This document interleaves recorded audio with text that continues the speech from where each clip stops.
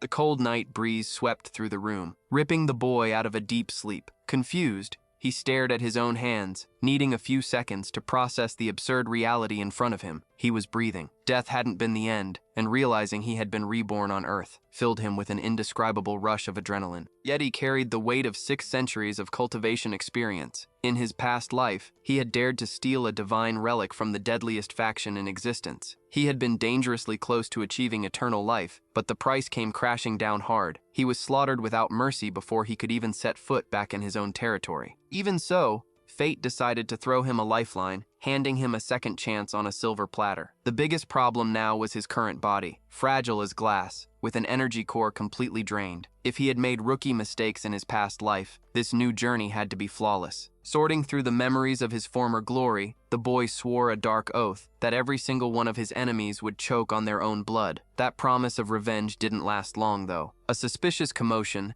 echoed outside, shattering the silence of the street. Through the window, Yeti watched the scene unfold. A luxury car pulled up, and a group stepped out. The cockiest guy in the crowd immediately invited the girl to an exclusive mountain party. That girl was Wanan. In his previous life, Yeti had been hopelessly in love with her. He suffered endlessly for feelings that were never returned, and now, looking at her from afar, he was sure she had never deserved that kind of devotion. Down below, the rich guy mocked Wanan, asking what she planned to do about the so-called fiancé who kept chasing after her. Without the slightest bit of consideration, she humiliated the boy in front of everyone. She said Yeti was nothing more than an annoying stray dog and wasn't worthy of her attention. Even so, acting completely superior, she shouted toward the window. She told Yeti to come downstairs quickly, saying she was willing to forgive him. The moment the boy joined them, the criticism started. The rich guy's friends immediately complained about his presence. They said the party was only for influential people and couldn't understand why someone who looked more like a beggar had been brought along. The group leader then gave Yeti a blunt warning. Dressed like that, he wouldn't even make it past the mansion gates. Yin couldn't care less about Sanron's attitude. The memory of the conflict they had because of Xian 60 years ago still burned in his mind. The resentment was alive and well. In the middle of the tension, Wanzan lost her patience. She demanded that Yin wear something decent,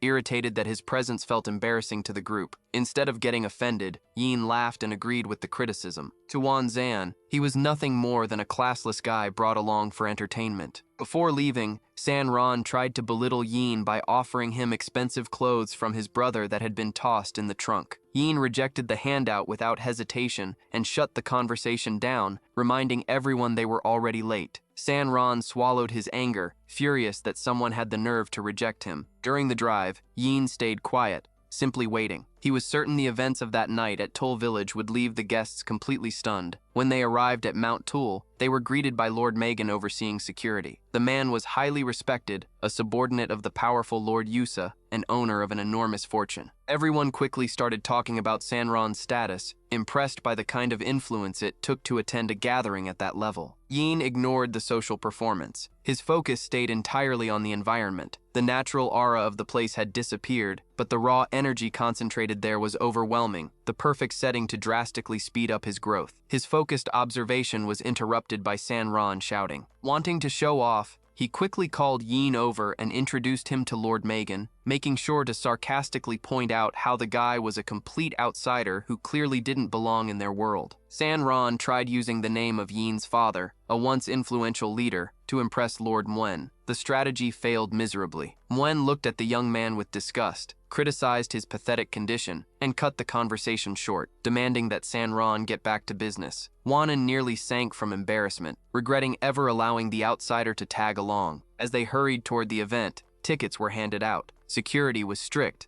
refusing entry to anyone without an official pass. When it was Yin's turn, Sanron flashed a smug grin and claimed he had forgotten Yin's invitation, mockingly suggesting he wait at the hotel until everyone else returned. Yin wasn't shaken in the slightest. He brushed off the fake concern, told the group to enjoy the party, and decided to go his own way. Accepting any favor from Sanron would have been worse than death. Now alone, he focused on tracking the energy in the area. The spiritual aura around the region was weak, and would only last a few more years, but it was exactly the push he needed to accelerate his evolution. His days of being everyone's doormat were over. Yin saw every humiliation he had suffered would eventually be repaid. Far from the noise and hypocrisy, he found an isolated refuge and immersed himself in cultivation, absorbing the hidden power of that place. Far from curious eyes, Yin secluded himself to begin his training. With 6 centuries of experience behind him, he knew rebuilding his foundation from scratch would bring monstrous results. The path to power demanded mastering 8 absolute stages, from building the foundation and forging the core to freeing the spirit, seeking truth, and ultimately achieving divinity and primordial mastery. In his previous life, he had come dangerously close to achieving eternal life. The problem was the cost of his choices. His ruthless journey created an opening for a dark force to invade his body and shatter his very essence. He lost everything, but fate forced a reset. Now, with a clear mind and finally free from possession, the game had changed. To take the first step, he needed to build his foundation, but the key artifact required for it was missing. His solution was simple: drain the vitality from the vegetation around him. Energy flowed through the surroundings, perfectly linking him to the environment. In the past, the purification stage had been his worst nightmare, the most brutal challenge imaginable. This time, using an extreme refinement technique, he absorbed the area's power with crushing efficiency. After hours of intense meditation, the effort finally paid off, and his primary foundation was established. The moment he opened his eyes, the jump in strength was obvious. His senses had become so sharp that he could detect even the tiniest impurities drifting through the air. Those impurities were being expelled from his body, making room for raw power. The fusion between the mystical artifact and the refinement technique had accelerated his growth to a terrifying level. Now came the practical test. Needing to measure his current strength, he threw a devastating punch at a massive boulder. The impact left the imprint of his fist carved into the stone, but the rock itself didn't break apart. Frustrating. The damage was far below expectations, proving his current level was still nowhere near enough. It became painfully obvious that the environment was limiting his potential. He needed to find a place with denser energy and gather real resources if he wanted to keep advancing. His train of thought was suddenly interrupted by a female voice right behind him mentioning the presence of an aura. Alarm bells instantly went off. How had someone managed to close the distance without triggering his senses? Turning around, he came face to face with a girl surrounded by a group that moved like ghosts. She looked intrigued, commenting on how strange it was to run into a practitioner in a lifeless place with almost no energy. Keeping his guard up and expression cold, he shut the investigation down immediately, denying any connection to martial arts or spiritual energy and insisting she was imagining things. Yin's sharp perception quickly analyzed the girl. She carried an icy and dark energy, a volatile condition that, on Earth, was seen both as an extraordinary talent and a deadly disease. Whatever it truly was, anyone reckless enough to absorb or directly interact with that power would suffer devastating consequences. Beside her, a guy named Jizan saw the perfect opportunity to show off. Convinced that the outsider was contaminating their territory, he volunteered to deal with the problem himself. Eula reacted quickly, trying to stop her partner and warning him that Yin gave off hidden danger, and picking a fight there would be a fatal mistake. The warning meant nothing. Driven by arrogance and desperate to impress the girl, Jizan looked at his opponent's thin frame and concluded it would only take one punch to end things. With an authoritative tone, he ordered Yin to stand up and challenged him to a fair hand-to-hand fight. The entire situation looked like a joke to Yin, playing the role of a helpless victim. He casually claimed he had 0 martial arts experience, but accepted the challenge without hesitation. Deep down, he found it hilarious that an ordinary fighter had the suicidal confidence to challenge a cultivation master with centuries of experience. The people around them wasted no time hyping up the challenger. The group whispered about Jizan's brutal background in kickboxing and wrestling, recalling the times he had knocked out gang leaders within seconds. Worried things might get out of hand,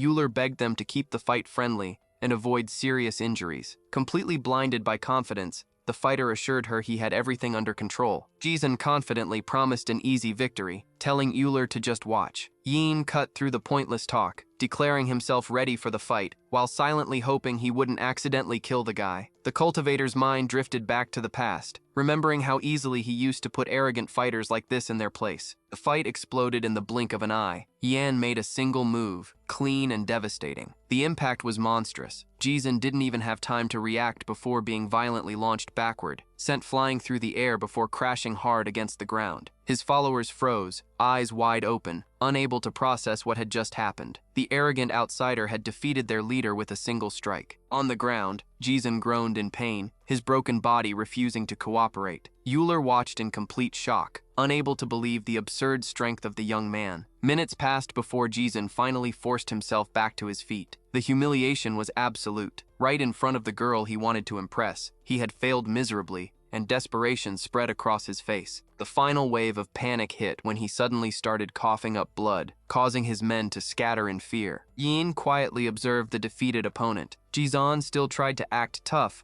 refusing to accept reality. Realizing the situation had gotten ugly and wanting to give the fool one last chance to save face, Yin planned a little act. He would pretend to slip or make a mistake. Lowering his head, he stopped moving, preparing the moment. Then something impossible happened. Without warning, the ground around Yin exploded in blinding light. A powerful white glow burst from his body, as if lightning itself had struck the area. The pulse of energy was so overwhelming that everyone present was instantly blinded. Shock spread through the crowd, leaving every single person frozen in pure terror and confusion. The blinding chaos finally faded. The stunned crowd could barely breathe, silently praying they would make it out alive. Yin straightened himself up, but the expression on his face was pure irritation. That overwhelming display of light hadn't been intentional. It was a mistake. He had advanced into the intermediate stage of cultivation, but a loss of control caused his precious aura to leak directly into the ground. An unacceptable waste. On the ground, the defeated tough guy watched everything in complete paralysis. Reality hit hard. The gap in power between them was beyond massive, and any suicidal thoughts of revenge died on the spot. Without wasting a second, the wiser girl of the group and every single follower tossed their pride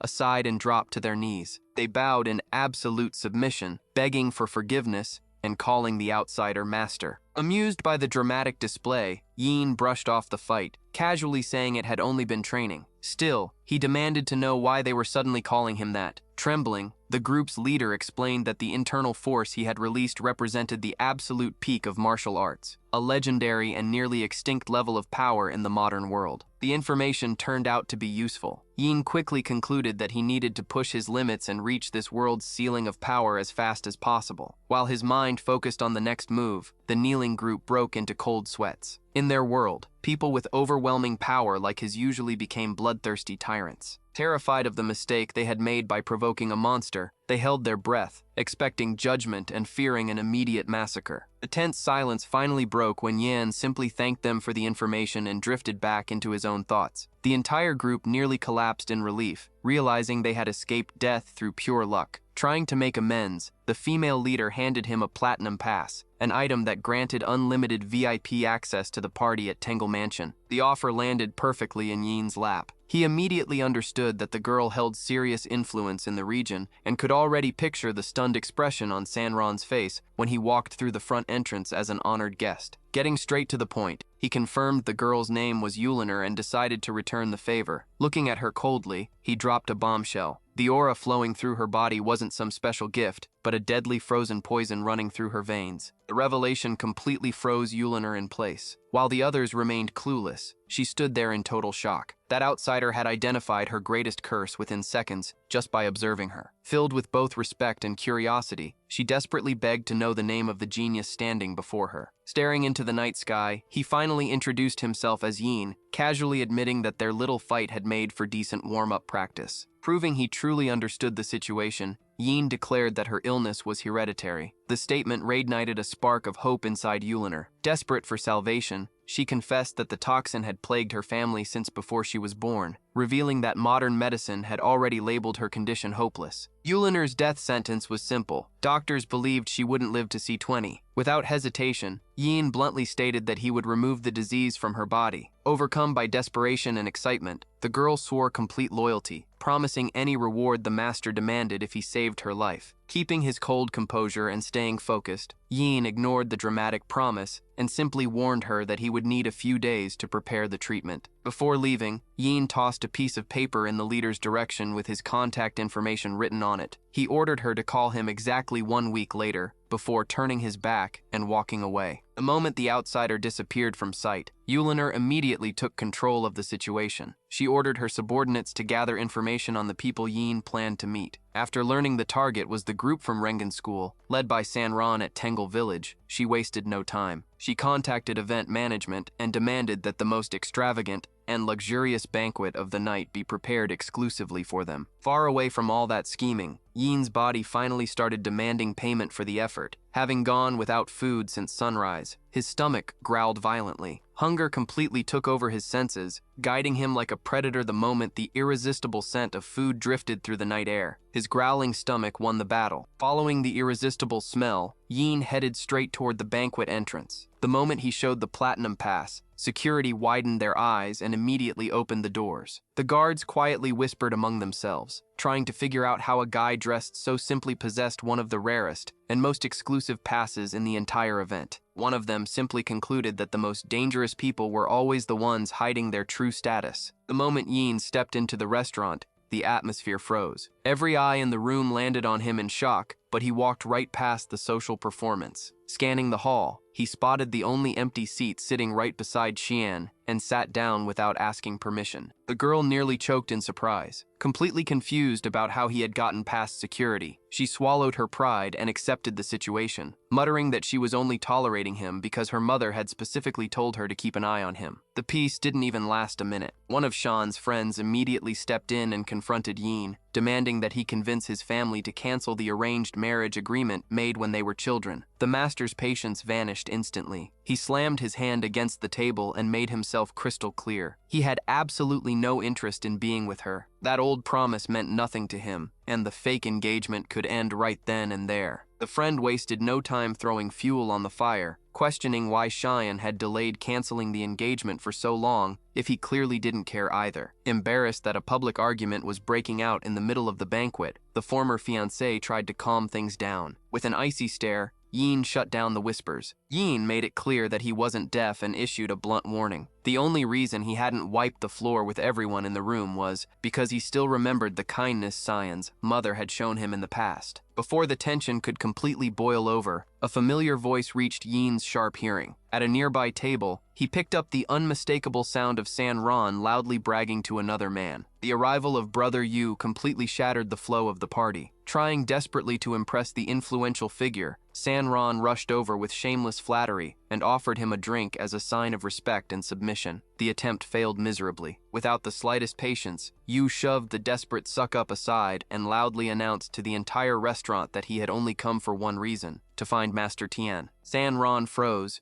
convinced he had heard wrong. Yu repeated himself louder this time, making it crystal clear that he was searching for Master Yin so they could share a special toast in his honor. Confusion spread across the elite guests. Nobody in the restaurant had the slightest clue who this mysterious powerhouse was that commanded such overwhelming respect. Completely disconnected from the panic around him, Yin remained focused on demolishing the food in front of him. With his stomach finally satisfied and his expression calm, he casually raised his hand in the middle of the room and announced that he was right there, motioning for Yu to come over without making a big deal out of it. That casual attitude pushed San Ron over the edge. Convinced the arrogant outsider had just signed his own death sentence, he snapped. He started aggressively threatening Yin, yelling that the fool had completely lost his mind for daring to speak to the powerful Brother Yu with such disrespect. The punishment arrived fast, just not for the person he expected. Yu delivered a brutal slap across San Ron's face, furious that the idiot had dared disrespect the master. The entire restaurant held its breath. High society couldn't process the surreal scene unfolding before them. The most influential man in the room treating an apparent nobody like an untouchable legend, while San Ron struggled to pick up the shattered pieces of his pride, completely stunned and unable to understand where everything had gone wrong. Yu approached the table, relieved to finally find the person he had been searching for. Yin skipped the formalities and simply told him to sit so they could talk. The The peace didn't last long. Out of the corner of his eye, Yin noticed Sanron's personal guards moving quietly, slowly surrounding him from behind. Danger alarms instantly went off. Then the entire situation took a bizarre turn. The same guards who looked ready to attack suddenly bowed in perfect sync. Shouting loudly, they declared that Master Tian was the greatest figure to ever set foot in the place. Yin found the entire scene hilarious, especially considering that same group had treated him like worthless trash just minutes earlier. Breaking the silence of the room, the influential Yu raised his glass. In a gesture of complete respect and submission, he downed the drink in a single motion. Yin calmly returned the toast. Deep down, he knew the balance of power had shifted. Thanks to Yu, the entire elite crowd now looked at him with fear instead of contempt. Satisfied with the display of loyalty, the influential man said his goodbyes, making it clear he hoped to cross paths with the master again soon before walking out of the restaurant. Back at the table, shock completely took over. One of Wanan's friends immediately confronted her, furious that she had never mentioned Yin's hidden status. Just as confused as everyone else, Wanan demanded an explanation herself, asking where this unbelievable alliance had come from. Without hesitation, Yin told the truth. There was no alliance. He explained that he had only met those fighters less than a day ago, and the sudden respect was nothing more than coincidence. There were no deep ties connecting him to the local underground world. Sanron overheard the conversation, and his panic disappeared instantly. Once he realized Yin's connection to Yu was temporary and fragile, his ego quickly inflated again. In his mind, the math was simple. It didn't matter how strong the outsider was physically, one's political influence still placed him firmly at the top of the food chain. Trying to recover from the humiliation,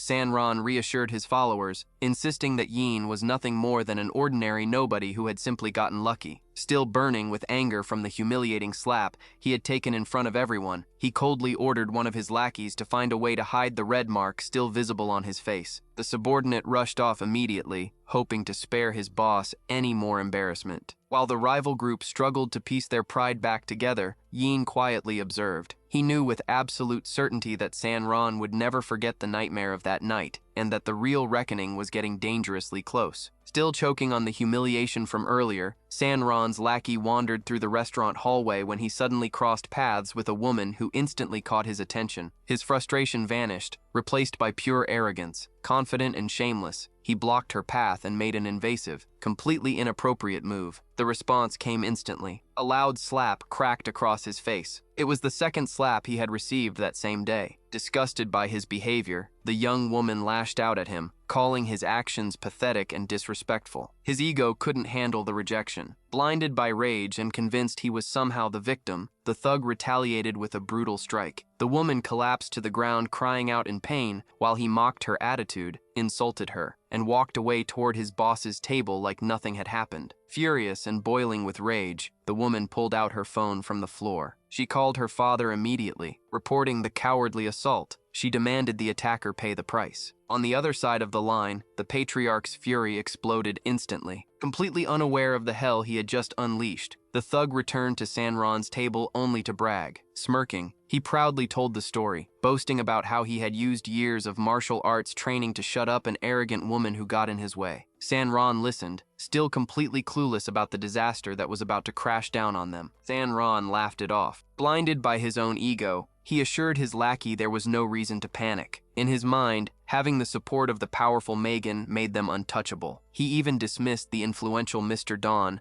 as nothing more than an irrelevant threat. Sitting quietly, Yan watched the arrogance unfold, already knowing that the smiles around the table had only seconds left. His prediction came true fast. The restaurant's front doors exploded open with a violent crash. A squad of armed thugs carrying baseball bats stormed into the hall, spreading instant terror among the guests. Trying to maintain his image as the boss of the room, Sanron stepped forward and boldly demanded to see their entry passes. The gang leader ignored the VIP rules entirely and issued a deadly warning, telling him to step aside if he wanted to keep breathing. Without wasting a second, the intruders charged forward and grabbed Sanron's lackey, the same one who had assaulted the girl in the hallway. Sanron's group immediately tried to intervene with empty threats, demanding they release their ally or face consequences. In response, the invader drove a brutal punch straight into the captured thug's face, making it painfully clear that they had come for blood. Watching his authority get shattered in front of everyone, Sanron finally snapped and ordered a full attack. The elegant restaurant instantly turned into a battlefield.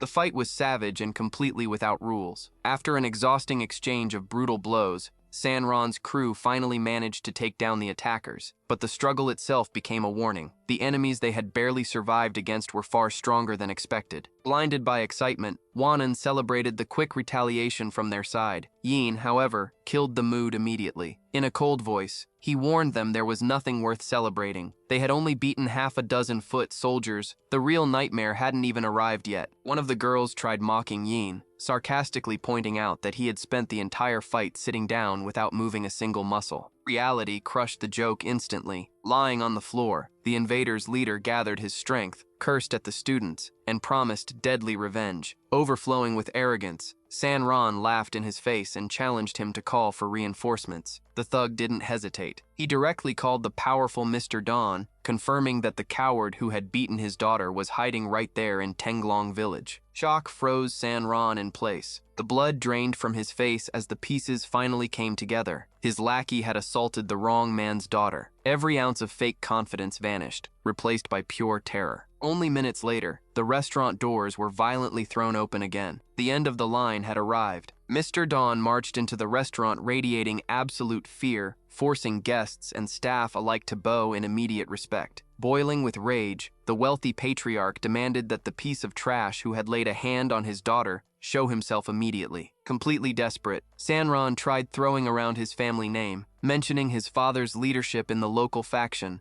and hoping it would save him. The response was brutal. Mr. Dawn grabbed him by the throat. Ignoring every excuse, he coldly declared that Sanron wasn't leaving the building alive. Barely able to breathe, Sanron played his final card, bringing up Magwan Razi, the influential organizer of the event, and desperately begging for respect toward the host to stop an execution inside the restaurant. Dawn laughed with complete disgust. To him, Sanron was nothing more than a stupid kid hiding behind his father's name and Magwan's reputation. Showing zero mercy, he shattered the boy's confidence by making one thing painfully clear. His family's influence and the host's reputation meant absolutely nothing compared to the power of Dawn's real boss. Reality finally crushed Sanron. Pure panic swallowed him whole as he realized he had personally dug his own grave. The terror spread through the rest of the group within seconds. Wanan completely broke down, horrified by the certainty that the magnate's rage would destroy everyone there because of Sanron's stupidity. Seeing the fear in her eyes,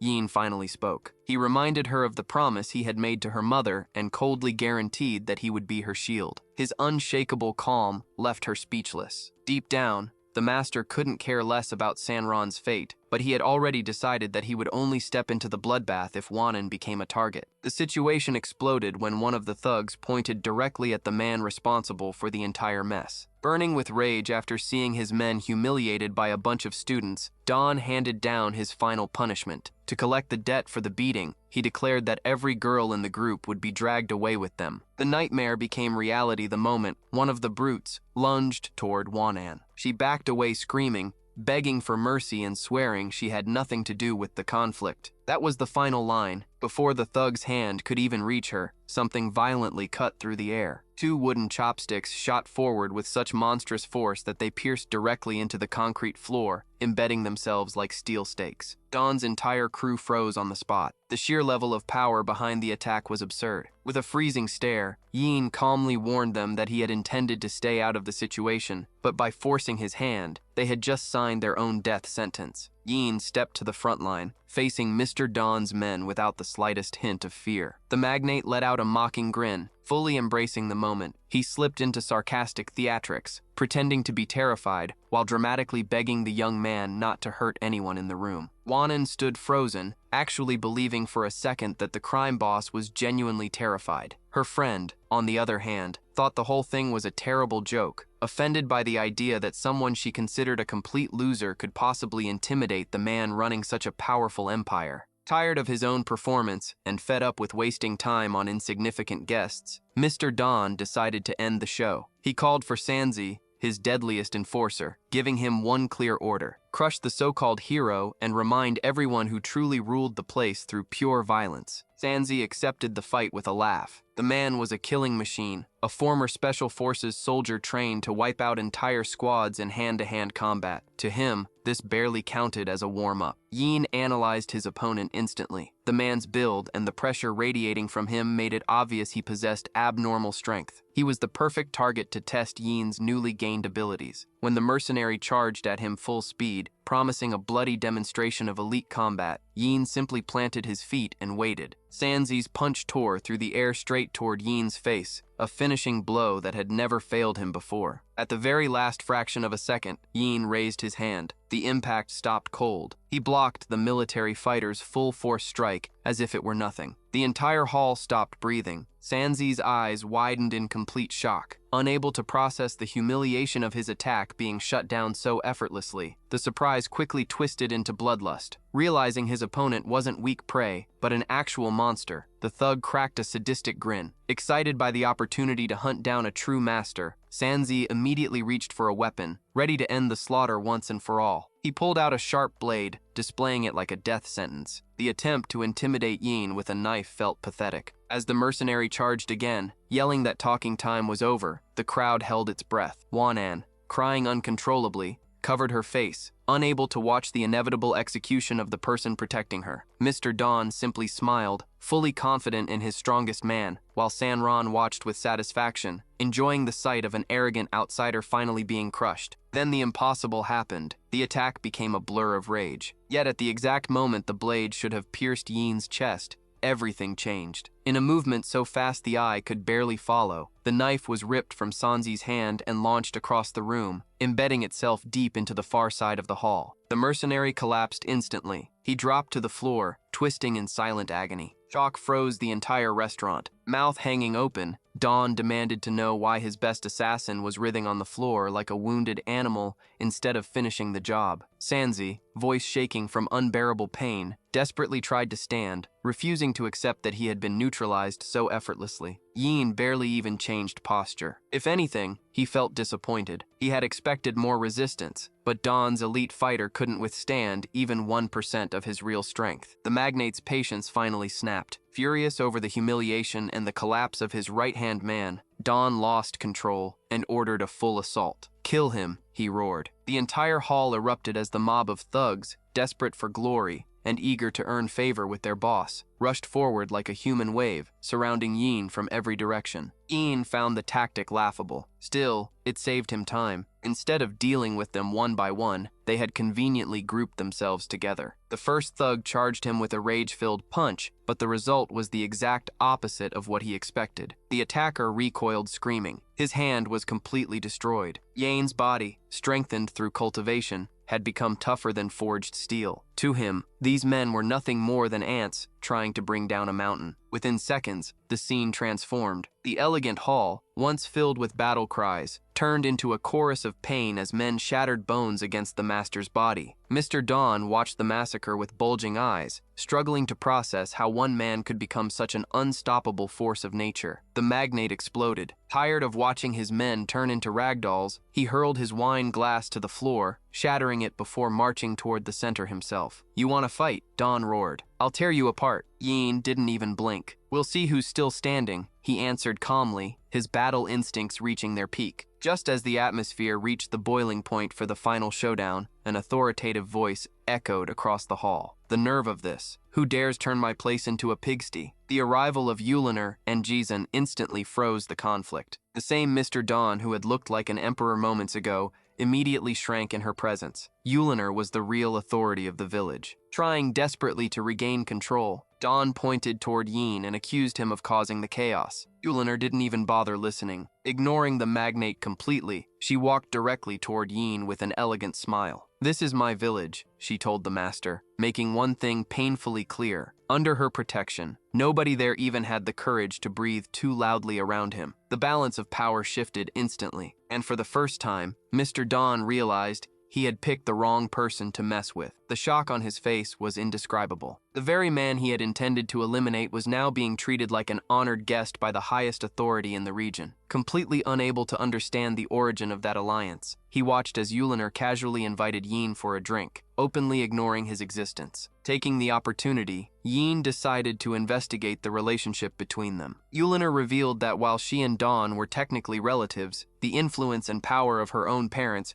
placed her family line on a completely different level. Reality finally crushed Dawn. He was in real trouble. The terror of realizing he had challenged someone protected by such a powerful bloodline completely broke him. In desperation, he immediately tried apologizing, swearing that if he had known about the connection, he would have dropped to his knees instead of attacking. Yin watched the entire scene in silence, letting the magnate's crushing fear become punishment enough. With the villain's ego completely shattered, Dawn crawled toward him, desperately begging for forgiveness and mercy. Keeping the calm posture of someone who saw no point in wasting any more energy, Yin decided to end the conflict. He accepted the apology, but delivered a cold warning. This was the last chance. Any sign of aggression toward him or his friends would bring fatal consequences. With a cold wave of her hand, Yuliner ordered Dawn to disappear. He didn't wait for a second command. Dawn and his men fled in complete panic, stumbling over each other in their rush to reach the exit, abandoning whatever scraps of dignity they still had left. Now alone, Yuliner apologized for the trouble and offered to cover all damages caused to the restaurant. Noticing the growing attention from curious onlookers becoming annoying, Yin immediately brushed off the formality. With a subtle nod, he ended the discussion, making it clear they would handle deeper matters privately, far away from the ears of the crowd. Yuliner understood instantly. Promising they would speak somewhere more secluded, away from the audience, she said her goodbyes and left the restaurant. A weight lifted off Yin's shoulders. The threat against Wanan had been neutralized, and the mission was finally over. As he prepared to leave, he noticed something different in Wanan's gaze. The image of the pathetic man she used to despise had disappeared, replaced by someone she barely recognized anymore. The following morning, tension still lingered in the air. Yin got into the car and, without wasting time, explained everything that had happened the night before. Wanan kept her guard up and immediately began questioning him about the true nature of his relationship with Yuliner. She felt like he was hiding dangerous secrets and couldn't make sense of the person he had suddenly become. Yan only smiled. He found the interrogation amusing. Instead of explaining himself, he threw the question right back at her with a sharp jab, asking if she genuinely believed he was incapable of having powerful allies. Yin's patience had limits, and he decided the charade ended there. While driving, he finally gave his verdict. He was leaving, and the bond between them meant nothing anymore. He freed her from the chains of the arranged engagement, telling her she was free to handle the contracts and paperwork however she wanted. Wanan exploded in frustration, calling him ungrateful. Yan didn't even bother listening. His mind was already miles ahead, focused on the city of Yi's. After arriving at his destination, Yin laid down to rest, but frustration quickly took over. His soul cultivation had completely stalled, progressing at a pace he found unacceptable. The emptiness in his chest felt real, but reality hit even harder when his stomach growled loudly. Hunger had returned. Relentless as ever, it reminded him that no matter how much power he gained, the body still needed fuel to keep moving. The dependence on external energy had turned Tian's metabolism into something monstrous. Checking his pocket only made things worse. The little money he had left barely covered a decent meal. Even with the risk of becoming the first cultivator in history to starve to death, he kept his priorities straight. Yuliner's treatment came first. He spent his last bit of cash at a local pharmacy, buying a complete set of medical supplies needed for her condition. As he walked through a poorly lit alley, aggressive voices shattered the silence. A group of men had surrounded a young woman, throwing threats and vulgar comments at her. When one of them got too close, the girl reacted instantly, landing a sharp slap that caught the thug completely off guard. The gang answered brutally. One of them grabbed her by the throat, radiating arrogance while promising she would pay dearly for resisting. The girl screamed for help, already losing hope that anyone would hear her in such an abandoned place. Then a figure appeared at the entrance of the alley. Tian. In a calm but commanding tone, he ordered them to let her go immediately. Sensing the seriousness in the newcomer's voice, the group loosened their grip for a moment. Tian got straight to the point. He wasn't looking for trouble, but if they refused to leave, he was fully prepared to teach them a painful lesson in manners. The aggressor didn't back down. He shoved the girl aside and ordered Tian to mind his own business. The gang pulled out knives and started mocking him, challenging the so-called hero to prove himself. Panicked, the girl begged Tian to run. She couldn't imagine anyone surviving against so many armed men. Tian only smiled. The arrogance of criminals had always amused him. When the gang charged with knives,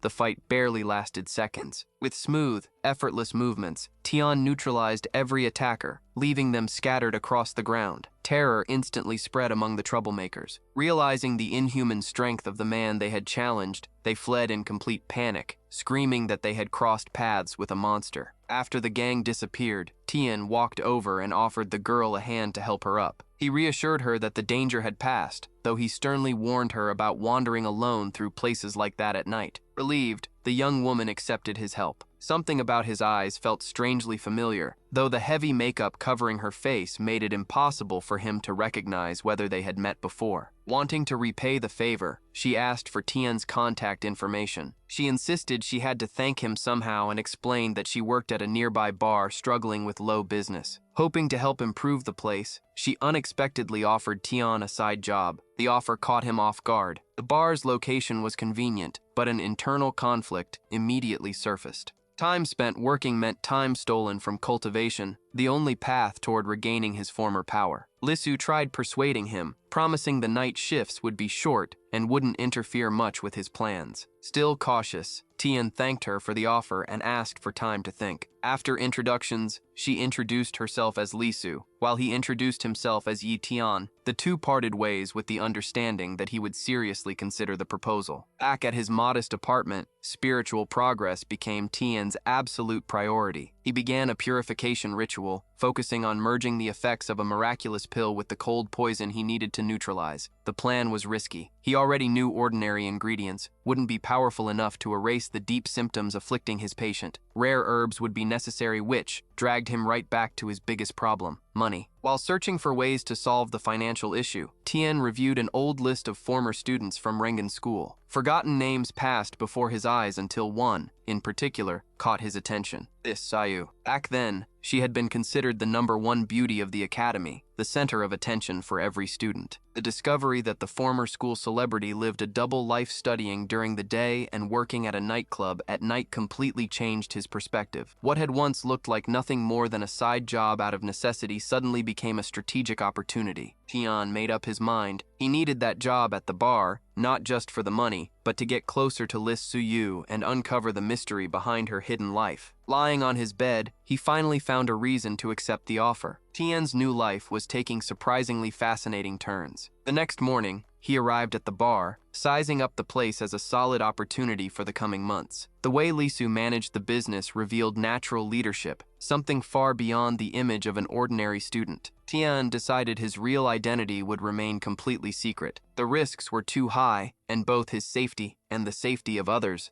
depended on that discretion. As soon as he stepped inside, he found Lisu buried in paperwork and spreadsheets. Her face immediately lit up when she saw him. After a brief conversation about their staff shortage, the job offer was officially sealed. Smiling, Tian accepted the position and offered to learn whatever responsibilities were necessary. Soon after, he put on the waiter uniform, ready to begin the routine. But the atmosphere shifted during the shift. Whispers filled the hallways among the employees. Lisu was in trouble. People quietly mentioned that she had crossed paths with someone dangerous, a figure infamous for unbelievable cruelty. The moment they noticed Tian listening, the waiters quickly changed the subject, advising the newcomer to focus on work and stay out of trouble. Internally, Tian was shocked. The Imperial Bar, which looked completely ordinary at first glance, was apparently sitting in the middle of a high-level conflict involving powerful figures. By 11 p.m., the shift finally ended. Lisu handed him his first payment, complimenting how efficient he had been. Tian brushed off the praise, treating the effort as nothing more than helping an ally. As they parted ways, Lisu's satisfaction at securing an employee of his caliber was obvious. But the moment Tian stepped outside the bar, something inside his body felt wrong. A dangerous discomfort spread through him. Something was losing control internally, and he immediately realized he needed to return to his hideout before his condition worsened. Back in his room, desperation kicked in. His cultivation had stalled. This was the decisive moment to complete the Li stage, but the environment revealed a serious problem. Spiritual aura was far too scarce. There was no time to hesitate. Tian forced his concentration to its limit, expanding his perception outward until his energy shattered through the walls of the house, sweeping across the entire district like an invisible tide. The technique's power was overwhelming. Tian felt every atom of energy in the atmosphere, including lunar aura, being drained and collapsed directly into his system. The sensation was intoxicating. Power fused into his blood like wildfire. He had never felt stronger, but before he could test the limits of this new vitality, his phone rang. The caller ID showed a familiar name, Dawn. Tian hesitated, debating whether someone so pathetic was even worth answering. In the end, curiosity won. He picked up. The magnate's voice sounded weak, almost desperate. Begging for help, Dawn admitted that only the master could solve his current crisis, even mentioning Yuliner's recommendation as proof of sincerity. The irony was unbearable. After the humiliating confrontation at the restaurant, Dawn actually had the nerve to call asking for a favor. He even offered generous financial compensation, but money from a snake like him disgusted Tian. Still,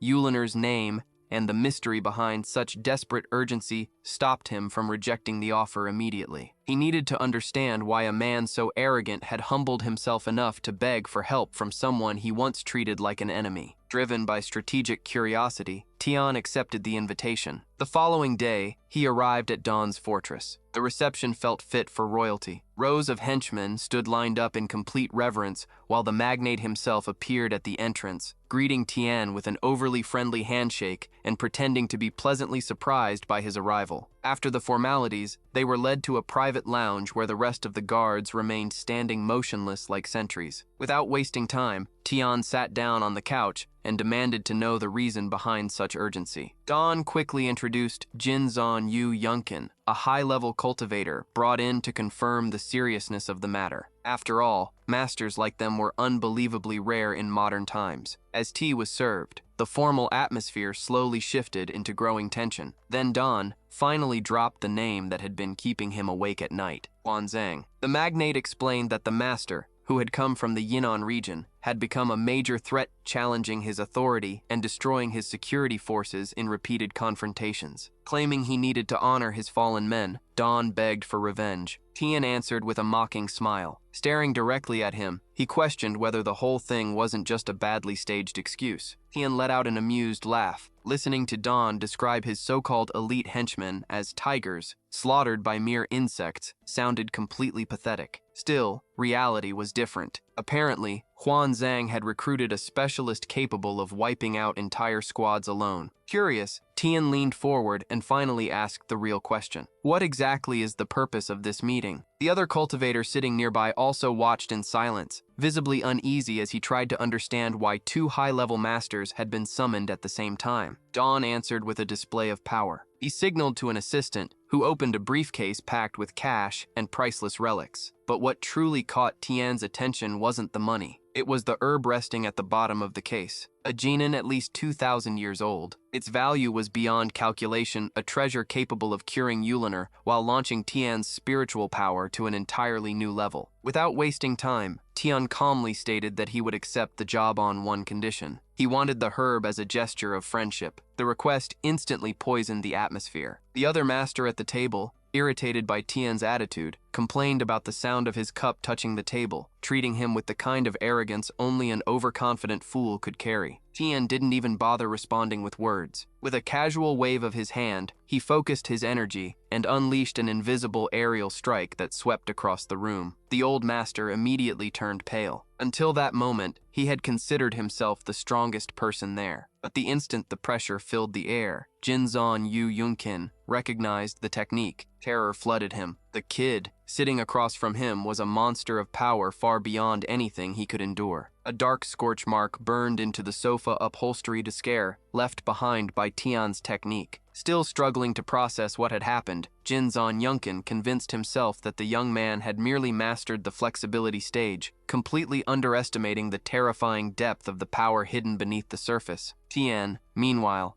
stared back with icy contempt. The man's arrogance was inversely proportional to his strength. The tension shattered when armed men burst into the room in panic. Dawn's front line had been completely wiped out. The defeat was total. The situation had escalated enough to force the involvement of the hired masters. Then the invader arrived. A man radiating dangerous confidence walked in uninvited, proudly boasting about being undefeated throughout the entire Jinsen region. His eyes quickly landed on Tian. Noticing the strange aura surrounding the young man, he scoffed at Dawn's pathetic attempt to stop him using helpers. For once, Dawn showed genuine vulnerability. Apologizing to Tian and Yunkin for dragging them into the situation, he tried to ease the tension. Yunkin's answer came sharp and immediate. He refused to work alongside what he called an arrogant master and demanded the right to face the invader alone. Tian smelled opportunity. Watching without exposing himself sounded far more useful. He simply shrugged. Moving to the corner, he leaned back comfortably, settling in like someone about to watch a mediocre show. From Tian's perspective, Yunkin was clearly a full level beneath him in development. Still, it would be entertaining to watch how the veteran handled the consequences of his own arrogance. The invader stood before Yunkin with a sadistic grin. Declaring the older man inferior, he generously allowed him the first strike, patiently waiting for an attack he was sure would amount to nothing more than a harmless breeze. Don watched nervously, practically chewing his nails apart. He needed Yunkin to win, or at the very least, to get humiliated badly enough to finally learn some humility. Blinded by ego, Yunkin charged forward like a hurricane, convinced his speed alone would end the battle. In the blink of an eye, he appeared behind the enemy. Victory already spilled from his lips before the strike even landed. That mistake proved fatal. The invader didn't bother defending himself. He simply turned his head slightly, smiling with a level of contempt cold enough to freeze the room. Every attack Yunkin unleashed was met with effortless dodges. The invader moved with infuriating ease. "You're way too slow," the villain mocked. Frustrated and growing desperate, Yunkin unleashed every technique he had. It didn't matter. Then everything changed. The invader released a devastating sonic scream. The shockwave was unbearable. Yunkin collapsed instantly. Clutching his ears,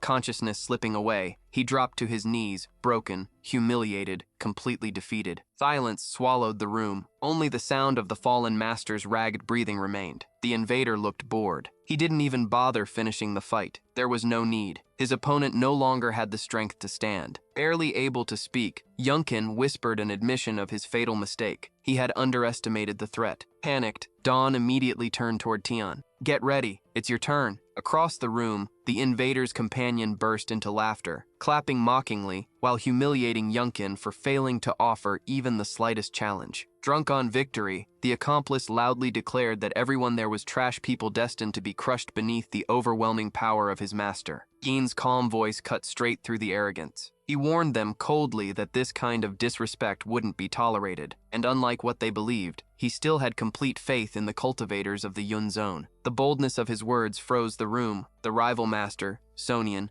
instantly took offense. Feeling challenged, he decided it was time to teach the insolent brat a lesson. Charging straight at Yin, he promised a strike that would forever redefine the young man's understanding of pain. Yin didn't move. He stood perfectly still, an indifferent spectator. Then he delivered a cold warning. "After this moment, you'll finally understand fear." The movement became a blur. Before Sonian could even process the young man's speed, Yin had already crossed the distance between them. In one brutal motion, he grabbed the master by the throat and lifted him into the air using only one arm. "Cultivators shouldn't mix with street trash," Yan said coldly. Then he slammed him into the ground with devastating force. The impact shattered every ounce of arrogance. Now reduced to wreckage, Sonian desperately tried crawling away. Terror filled every movement. He attempted to stand, but his injured leg collapsed beneath him, leaving him completely at Yin's mercy. The monster, as everyone now saw him, repeated the lesson one final time. A true cultivator doesn't waste power serving people without honor. With absolute contempt, Yin ordered the accomplice to pick up the defeated master and disappear from his sight. The performance was over. Yin escorted the defeated masters to the exit with one final icy warning. They were never to set foot in Jinzan again. That land was no place for people serving petty interests. Before leaving, he claimed the briefcase. The 2,000-year-old Jinan herb was finally in his hands, the prize he had wanted most to save Yuliner. Back at his hideout, the silence did not last long. A knock at the door interrupted his thoughts. It was one of Don's messengers, delivering a second batch of money as a formal thank you for the service. Tian accepted without hesitation. Turning down a magnate's generosity would have been impolite, and that money would be essential for his next moves. After dismissing the messenger with a formal promise to stay in touch with the boss, he locked the door. The real work was only beginning. He turned his attention to the alchemy furnace. The moment was critical. With a soft hiss, the container opened, revealing a radiant pill pulsing with dense, pure energy. The quality of the medicine was unquestionable. However,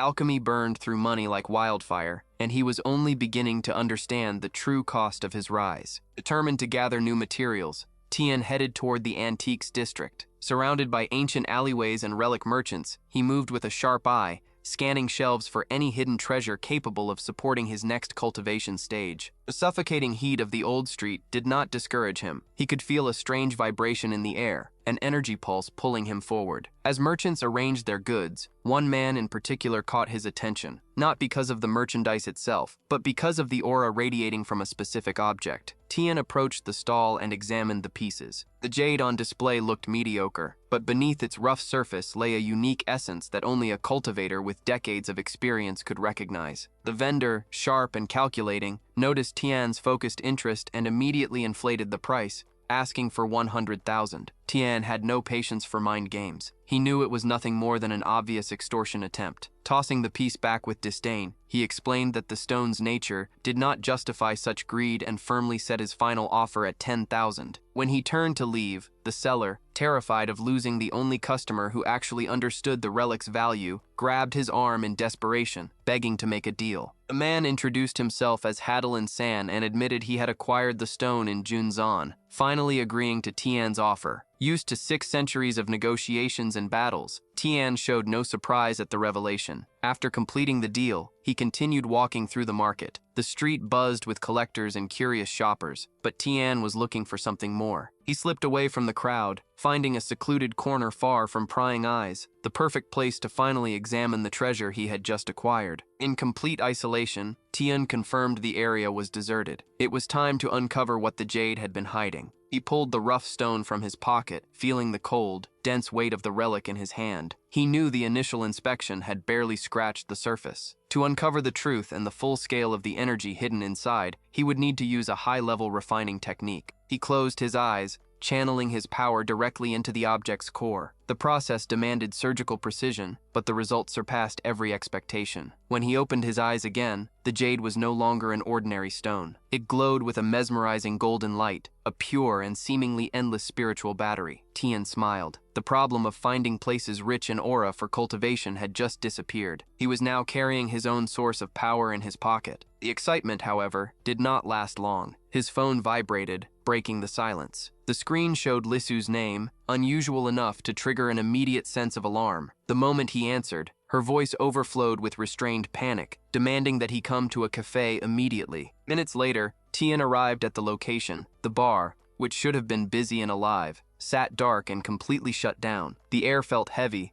loaded with tension he sensed before even stepping inside. He quickly realized this was not some misunderstanding or minor inconvenience. Lisu was in real danger, and the urgency in her voice made it clear she needed far more than just an employee. Tian forced his way into the bar. The place, once vibrant, had been swallowed by oppressive darkness. Lisu sat curled up behind the counter, looking completely defeated. The moment she saw Tian, her eyes lit up with relief mixed with desperation. Out of everyone, she knew he was the only person who would never abandon her. Without wasting time, he demanded the truth, and Lisu revealed the obvious. The nightmare had a name. The same criminals who had tried to intimidate her before were back, hunting her like prey. The conversation was interrupted when one of Lisu's allies stepped out of the shadows, questioning Tian's presence and loyalty. The man, carrying himself with a protective tone bordering on arrogance, swore he would make the attackers pay in blood. While he and Tian exchanged sharp remarks over the best way to protect Lisu, the door was suddenly kicked open. A swarm of thugs flooded the place, taking over every inch of the room. The leader, a man dripping with arrogance, burst into laughter after spotting all his targets gathered in one place, treating the situation like some kind of divine convenience. Tian kept his voice calm, but carried an icy authority as he ordered the intruder to shut up before his mistake cost him his life. The man, insulted, refused to back down. Puffing out his chest, he proudly shouted his name, Zan Lian, a man who claimed to be the highest authority in the region. Tian smirked with open mockery, instantly connecting the dots. Zan Lian's bloodline was tied to the honorable family, the same relatives connected to Lydon. The coincidence was almost funny. Tian quickly realized this conflict was about far more than just Lisu. It was a tangled web of interests he was about to tear apart. Zhang Lian spat venom, bringing up non-interference agreements between powerful families in an attempt to legally corner Tian. The tension inside the bar reached its peak when the people present recognized Tian as Fangan Mini, the legendary name behind so many rumors. Ignoring Tian's reputation, Zhang Lian shoved him aside,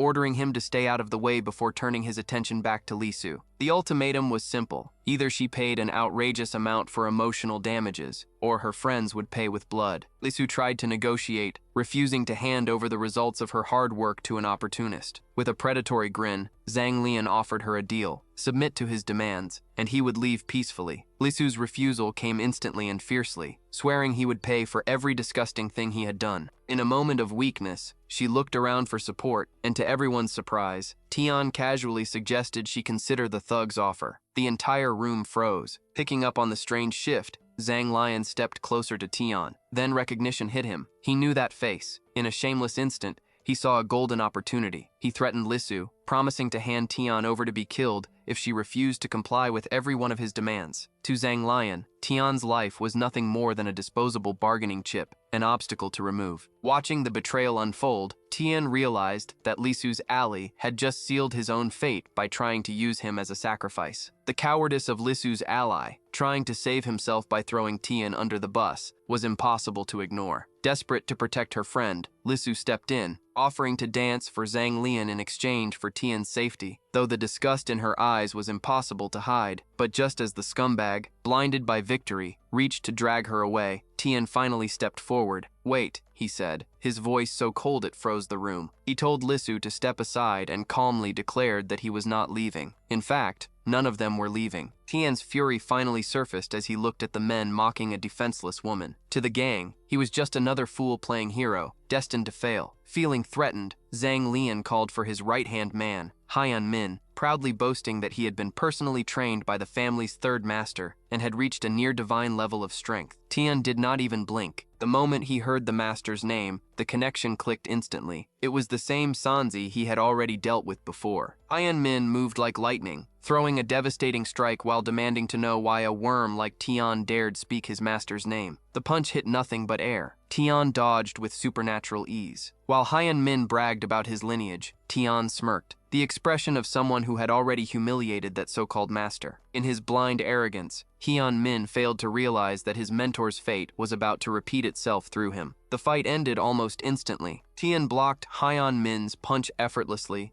casually commenting that his technique was decent, but still below Ling Shu's level. Silence swallowed the bar. Haiyan Min and the rest of Zhang Lian's crew stood frozen in shock. The ease with which Tian neutralized an elite fighter proved he was a high-level master, not some random bartender. The atmosphere shifted again when a new figure entered the building. Haiyan Min's master, Sanzi, calmly walked through the crowd. The thugs lit up with excitement, convinced the tables had finally turned and Tian's defeat was only a matter of time. Haiyan Min rushed toward his teacher, complaining about the humiliation and demanding immediate punishment for the outsider. Sanzi, still carrying the arrogant confidence of someone who believed himself to be the strongest fighter around, ignored the demands at first and asked who had dared challenge his students. But the second his eyes landed on the target, everything changed. The confidence vanished from his face. Sanzi froze in place, instantly recognizing Tian from their previous encounter at the restaurant. Standing in front of all his students, who expected a show of dominance, he found himself unable to move. Shock swallowed every threatening word before it could leave his mouth. The revenge-driven atmosphere evaporated on the spot, replaced by uncertainty that left Zhang Lian's entire group completely lost. Haiyan Min could not process what he was seeing. He stared in disbelief as his master traded his usual aggression for open respect toward Tian. He openly questioned why Sanzi was treating someone who looked like an ordinary bar employee with so much courtesy. Remaining calm,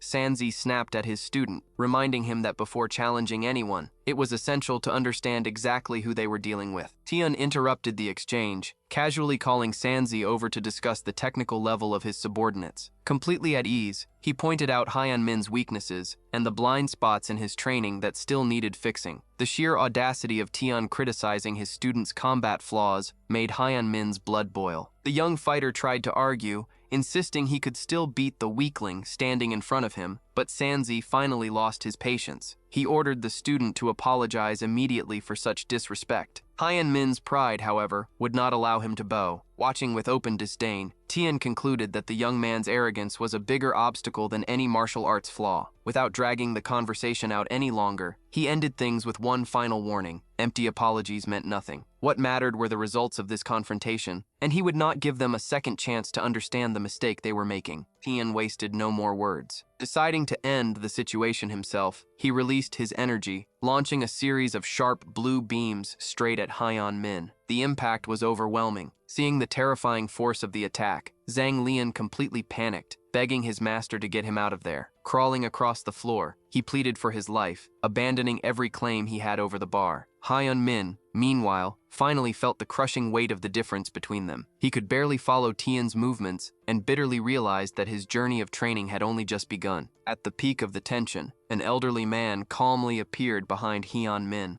He remarked that the air sword technique Tian had displayed was reserved only for true grandmasters, making the young man's talent even more astonishing. Tian recognized the old man's gaze immediately and knew right away that he was far from an ordinary civilian. The stranger, introducing himself as Ba Jin, apologized for the interruption and offered Tian an exclusive invitation to a private auction on Antiquities Street. Ba Jin, with his modest appearance, seemed to avoid the spotlight. Tian accepted the invitation, interested in the rare materials that might appear at the event. With the conflict fading thanks to the old man's intervention, the atmosphere inside the bar shifted completely. Sanzi, now relaxed with a drink in hand, started praising Tian's generosity and even invited Hyeon Min to raise a glass in honor of the master who had just taught them a lesson. As drinks were raised in an awkward toast, Hyeon Min quietly observed Tian. His opponent's superiority felt like a mountain he feared he would never be able to climb, and the respect born from fear and defeat transformed the room into a gathering of strangers united beneath the shadow of a power they could never hope to reach. The mood inside the bar had changed, but Lisu's gratitude still lingered heavily around Tian. While she insisted on thanking him for saving both her business and her dignity, Tian maintained his usual attitude, brushing off the praise as if it were nothing more than doing what had to be done. Feeling indebted, Lisu made an unexpected offer. She proposed giving him half ownership of the establishment and the position of co-manager. The suggestion immediately stirred up the staff. Some employees, laughing and whispering behind the scenes, started speculating about a possible romance, joking that the new boss might have feelings for the owner. Lisu, always firm, quickly shut the gossip down, threatening to dock the pay of anyone wasting time chatting instead of working. Watching the interaction, Tian could barely believe how much his life had changed in such a short time. A complete stranger had somehow become part of this daily routine. He politely turned down the ownership offer. To Tian, there was no need for formal ties. It was enough for Lisu to know that if trouble ever came back, he would be only one phone call away. With that matter settled, he turned his attention to the mess left behind by the fight, advising Lisu to organize the bar quickly before customers started staying away. Sanzi, still hanging around, asked whether his students should help clean up the mess they had caused, but Tian stopped him with a single glance. He simply advised the master to be stricter with his students' behavior moving forward, making sure the clan's name wouldn't be dragged into pointless conflicts again. Sanzi accepted the advice respectfully, promising to correct his subordinates' behavior and suggesting they meet again someday under peaceful circumstances,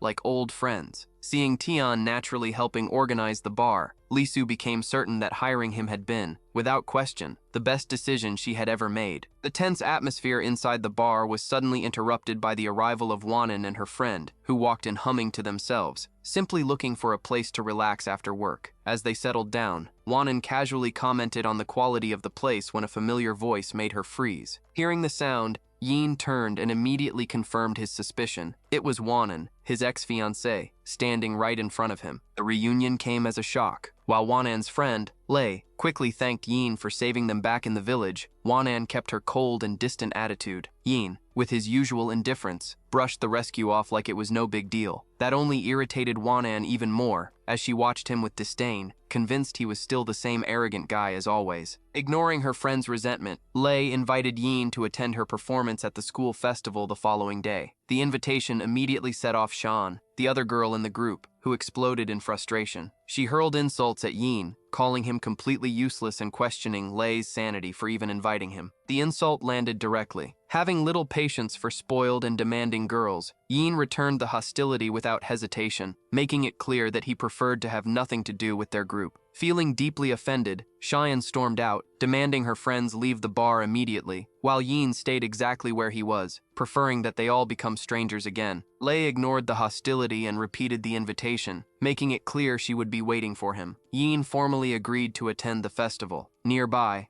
Lisu quietly observed the interaction, studying the young woman's behavior and the significance behind the invitation. Sometime later, Yin arrived at Rengen High School for the institution's 80th anniversary event. The setup was impressive, matching the school's reputation. The campus was packed, and the atmosphere felt more like a major concert than a school celebration, with families and guests filling the stands. Yin tried adjusting to the environment, but the noise was unbearable. Female fans screamed hysterically the moment Yan stepped onto the stage, creating a chaotic atmosphere that drained Yin's patience and visibly irritated him. The buzz only intensified when people announced that figures like Sanron and Mo Zetian would also be attending. Yin quickly realized Yan's social status was much bigger than he had expected. To make things even more surprising, Lisu appeared on stage as the festival's host. Shocked that she had never mentioned this side of her life, Yin felt more out of place than ever. Beside him, an overexcited student passionately shouted compliments about Lisu, praising her beauty and showing a level of blind admiration that bordered on ridiculous. Trying to stay calm despite the overwhelming noise and pressure of the environment, Yin realized one thing: whatever simplicity this day once had was officially gone. He was trapped in an event far bigger than he wanted to deal with, and judging by how things were unfolding, his peaceful days were running out. The unbearable noise turned the entire place into a nightmare. Already regretting showing up, Tian improvised a pair of earplugs just to survive the chaos echoing through the gymnasium. On stage, Lisu smoothly hosted the event while Lu stepped into the spotlight, captivating the crowd with a performance of I Love You that earned loud applause and non-stop screaming from the students. The moment took an awkward turn when Mo Santian walked onto the stage to offer Lu a bottle of water. The gesture, clearly an attempt to get closer to her, was met with a polite but distant rejection. Santian's humiliation was immediate. Lu's refusal made it painfully clear that resentment from past events still stood like an unbreakable wall between them. Unshaken, Liu returned to the microphone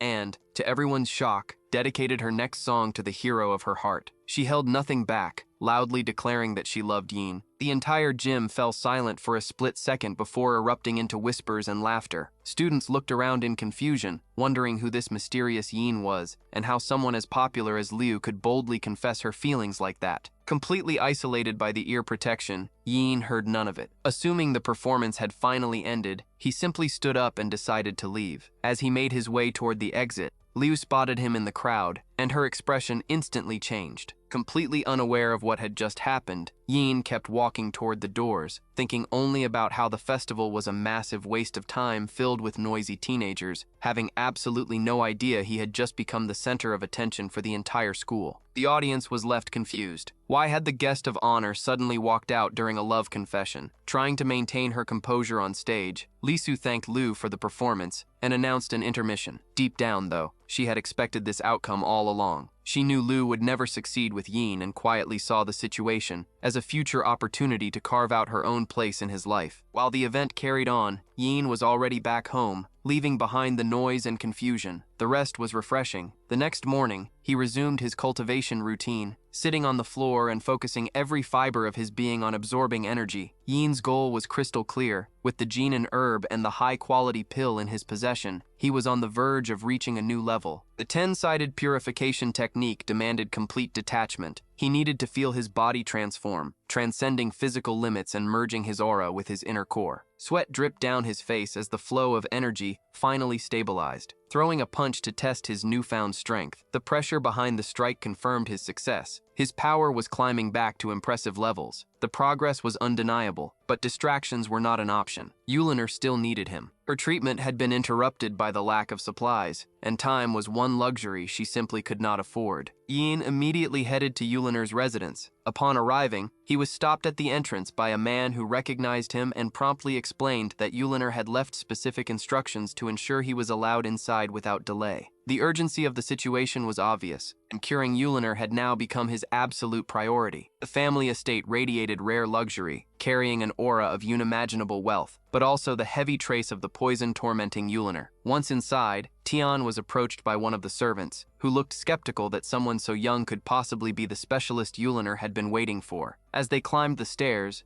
the doubt in the atmosphere only deepened. Yu Henshin, the family patriarch, suddenly appeared to intercept them. With a look dripping in contempt, he openly questioned his daughter's judgment for bringing some random outsider into such a serious family matter. In the patriarch's eyes, Tian was nothing more than an inexperienced kid, and he wasted no time making his position clear. He ordered the young man to leave immediately, declaring that the family had no interest in his services. The atmosphere was moments away from exploding when Yuliner herself appeared, completely ignoring her father's command. She hurried over to Tian with a relieved smile that sharply contrasted the cold hostility surrounding them. Furious at her defiance, the patriarch demanded his subordinates stop any interaction between them. But Yuliner paid no attention to his authority. To her, Tian's arrival represented the only hope she had left, and she refused to let family pride condemn her to death. Tian quickly examined Yuliner's condition and immediately realized the cold poison was spreading at an alarming rate. He prepared to begin treatment, only to be suddenly interrupted. An unfamiliar man stepped in front of him, coldly declaring that he would never allow such a ridiculous remedy to be used. Losing patience with the interference, Tian demanded an explanation, but the stranger remained arrogantly silent. Something felt wrong. A dark aura leaked from the man's body, making Tian instantly suspicious that he wasn't merely a bodyguard, but another cultivator with questionable intentions. Henshin stepped in to defend the newcomer, introducing him as the family's true savior, Master Zen Cyan. Unlike the pure energy Tian pursued, Cyan's presence carried dark and unsettling vibrations. Overflowing with cruel confidence, the so-called master declared that Yuliner's illness was hopeless for amateurs, but insisted he alone possessed the knowledge to cure her. Blinded by gratitude, Henshin escorted Shan into the sitting room, treating him with complete reverence. As a gesture of hospitality, the patriarch served an expensive batch of John tea, proud of the rare delicacy prepared with great care. But Cyan's reaction was deliberately insulting. After a single sip, he spat the tea violently onto the floor,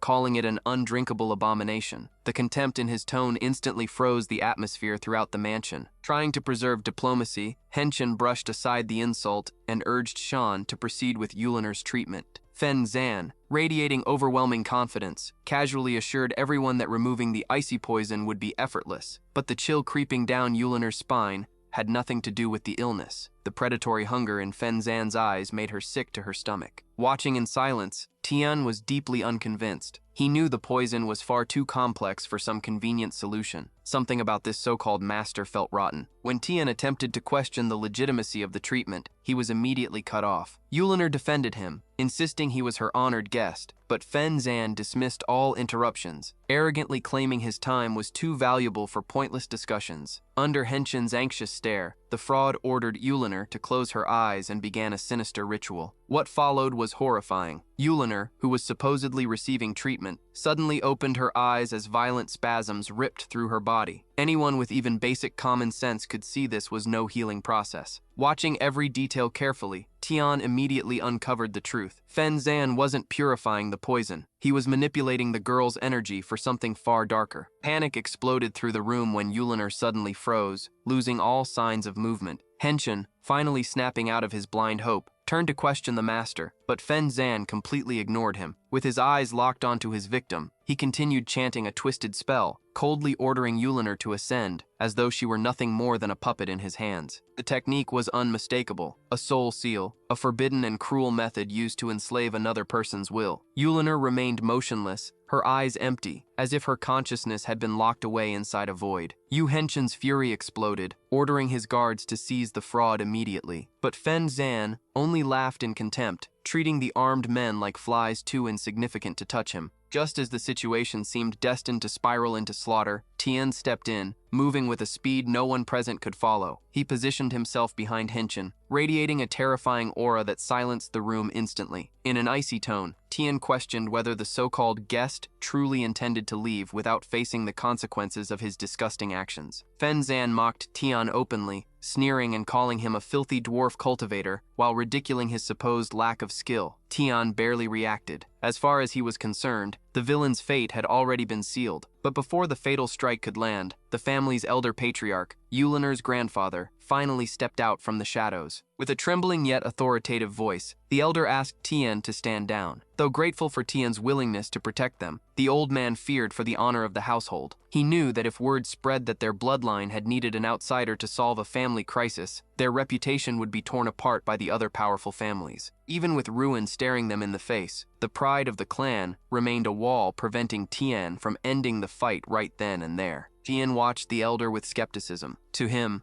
The old man looked like an easy target, someone whose physical strength could never compare to that of a young and bloodthirsty cultivator like Feng Zan. Ignoring his own frailty, the patriarch confronted the villain, condemning him for his betrayal. The family had welcomed him with honors and gifts, yet in return, he had tried to steal his granddaughter's soul. Feng Zan only laughed at the insolence, feeling like a god standing above mortals. Noticing the subtle movement of the enemy's hands, Tian warned the grandfather about the trap that was coming, but the warning came too late. Feng Zan unleashed his forbidden technique, the Soul Claw. The air in the room turned thick and rotten. In one smooth yet cruel motion, dark energy wrapped around the elder, tearing through his defenses. His screams of agony echoed through the mansion, but he stood firm, refusing to beg for his life in front of the monster. Henshin, overwhelmed with desperation, confronted the invader, only to be treated like an insect. To Feng Zan, the whole act had dragged on long enough. Enough games, he barked, unleashing a blast of pure destructive energy. The elder was slammed into the ground with a violent crash, his body frozen by the force of the impact. As Henshin rushed to his father's side, begging him to stay conscious, Feng Zan stepped forward, his intentions now unmistakable. He didn't just want the seal, he intended to wipe out the entire family and send them all to the underworld with no chance of return. What had once been a tense standoff had now turned into an imminent death sentence. Desperation swallowed Yu Henshin as Feng Zan's destructive energy exploded through the hall. Frozen by guilt for allowing the tragedy to unfold, the patriarch shut his eyes, expecting the end. But the attack never came. Tian appeared like a blur in front of them, raising a translucent energy shield that absorbed the devastating strike without even shaking. Feng Zan laughed, convinced resistance was pointless. He unleashed a relentless barrage of brutal attacks, trying to shatter Tian's defense. "Your shield's gonna break any second now," the villain mocked as the Soul Claw slammed against the barrier, aiming to rip apart everything behind it. To Tian, though, those techniques were nothing more than pitiful distortions of the cultivation path. "Evil never builds anything that lasts," Tian replied, remaining completely calm. As the clash of energy shook the mansion walls, Yu Henshin broke down in tears, regretting not listening to his daughter and realizing that the fate of his entire bloodline now rested on the shoulders of the young man he had once looked down on. Focused and unshaken, Tian refused to let exhaustion get to him. The promise he had made to Yuliner burned in his mind, turning into an iron will that left no cracks in his defense. Feng Zan stared at the glowing shield with a sinister grin after noticing the slightest tremor in Tian's energy, convinced his opponent was finally wearing down and about to give him the opening he needed for a killing blow. The battle had reached its breaking point. A violent explosion shook the mansion, covering the hall in dust and debris. Panicked, Yu Henshin shouted for Tian, fearing the worst after such destruction. But when the smoke cleared, Tian stood there untouched, not a single scratch on him. Feng Zan, meanwhile, lay trembling on the floor, his face twisted with disbelief. "What did you do?" the villain roared, desperately trying to gather his energy. The overwhelming power he once held had vanished. His meridians were blocked, leaving him unable to fight. He was now nothing more than an ordinary man, humiliated and too weak to even stand. Tian remained disturbingly calm. In one swift motion, he ripped the shirt off one of Henshin's men and tossed it onto Feng Zan's fallen body. Shocked, the villain demanded to know what it meant. "Fits perfectly, don't you think?" Tian said coldly. The fit was exact, revealing a secret even Feng Zan himself failed to understand. He had merely been a manipulated pawn, acting without understanding his own nature or the weight of the name he carried. The scene was pathetic. The once terrifying cultivator now looked like a lost child, unable to understand how he had been defeated so effortlessly. Tian had no patience for mercy. With the authority of someone deciding another man's fate, he ordered Feng Zan to return to his master immediately. The message was crystal clear and non-negotiable. Any degenerate, like him who crossed Tian's path again, would be erased without hesitation. There would be no second chance for those who chose such a disgraceful path. Chan praised Tian's integrity, recognizing his actions as those of a true cultivator. Soon after, attention shifted to the grandfather. With a precise touch to the old man's forehead, Yeti channeled pure energy to begin the healing process. Worry for the patriarch's survival filled the room, as he was deeply loved by everyone in the family. Tian reassured them, explaining that Feng Zan's attack had not been fatal. For now,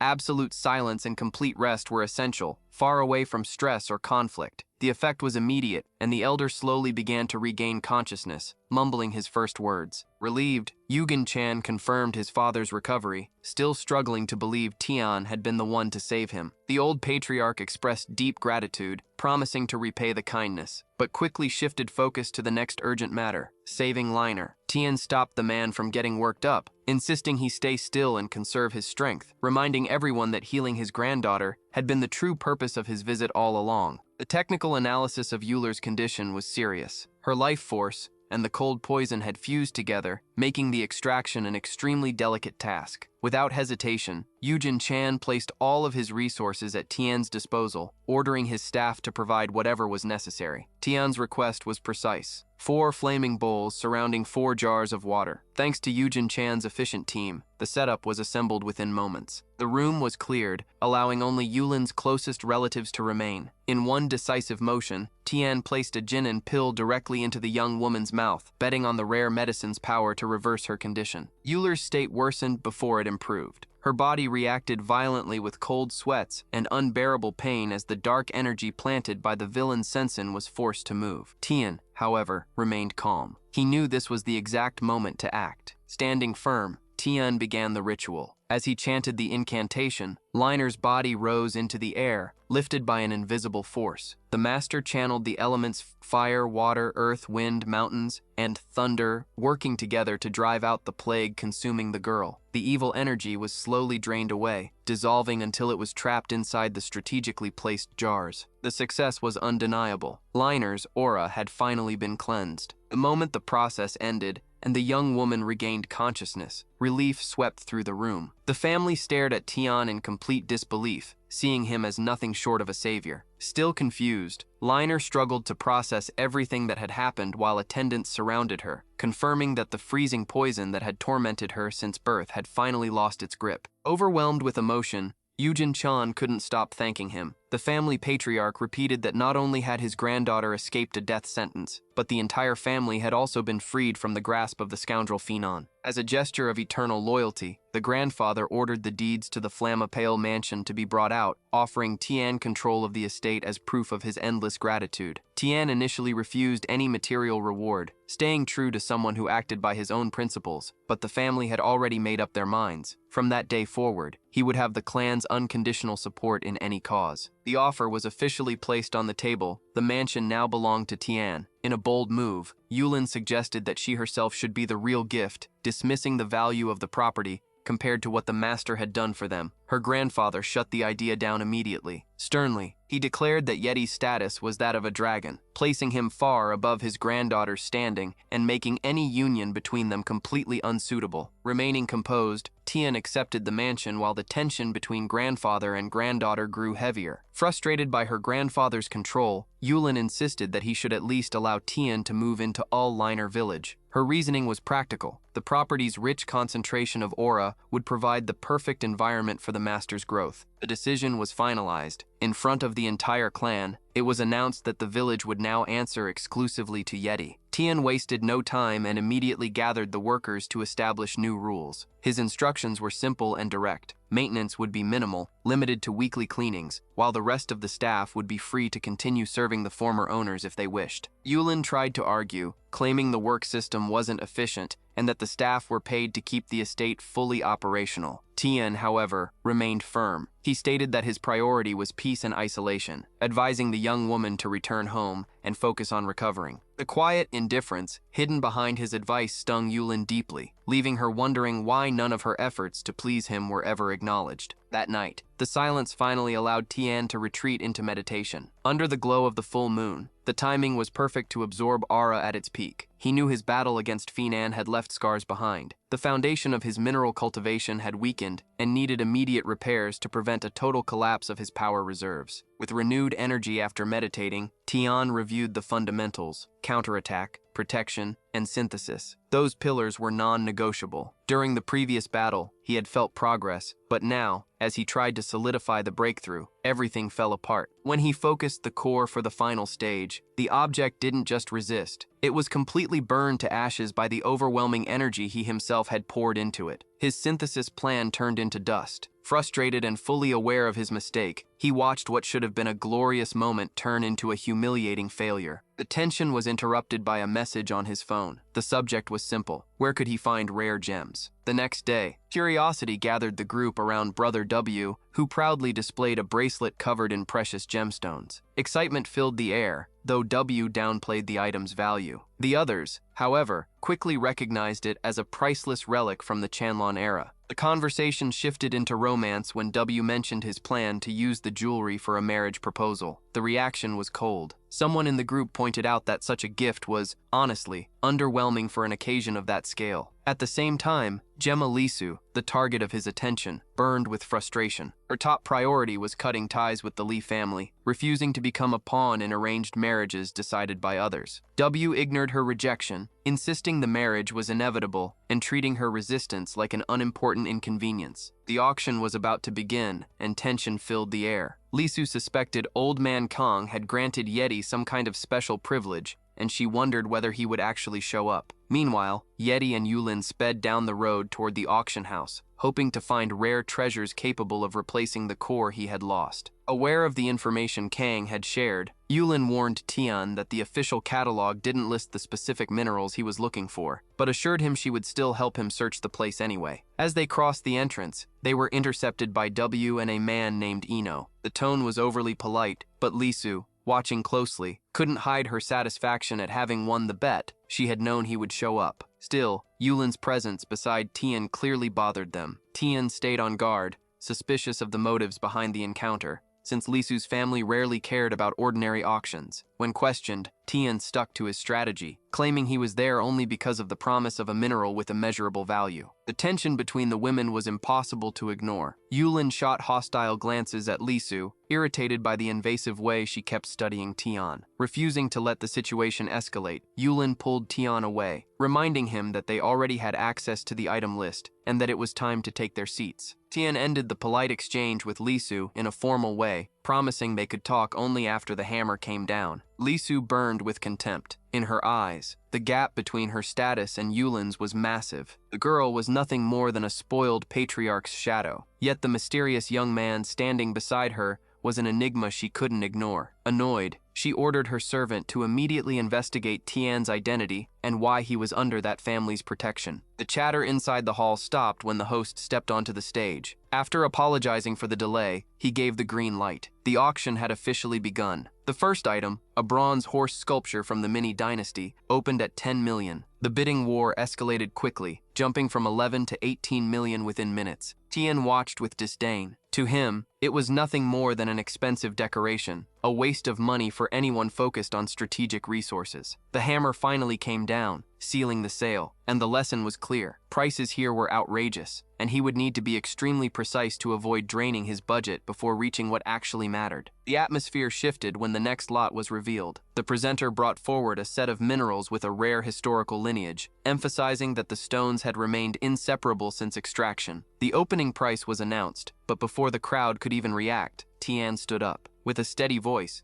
he called out a bid of 55 million. His intentions were obvious. This was the final component he needed to complete his synthesis structure. Behind him, murmurs spread through the audience as people tried to figure out what clan he belonged to and whether such a massive investment was a sign of power or pure madness. The audience fell silent after Tian's bid. Among the influential figures present, the consensus was simple. Nobody wanted to pick a fight with someone tied to such an influential bloodline. The hammer was nearly about to fall when, at the very last second, the mood shifted. Ino interrupted with an aggressive bid of 80 million. The presenter, thrilled, declared the lot closed and congratulated Ino on his victory. Whispers quickly spread across the hall. Ino's audacity in challenging Tian's group shocked everyone. They watched the young man closely, noticing an exhaustion in him that felt shaped by a hard life, while wondering who he really was and whether he had the nerve to sustain a conflict against forces so powerful. Ulin didn't hide her frustration and questioned Tian, saying that 80 million was nothing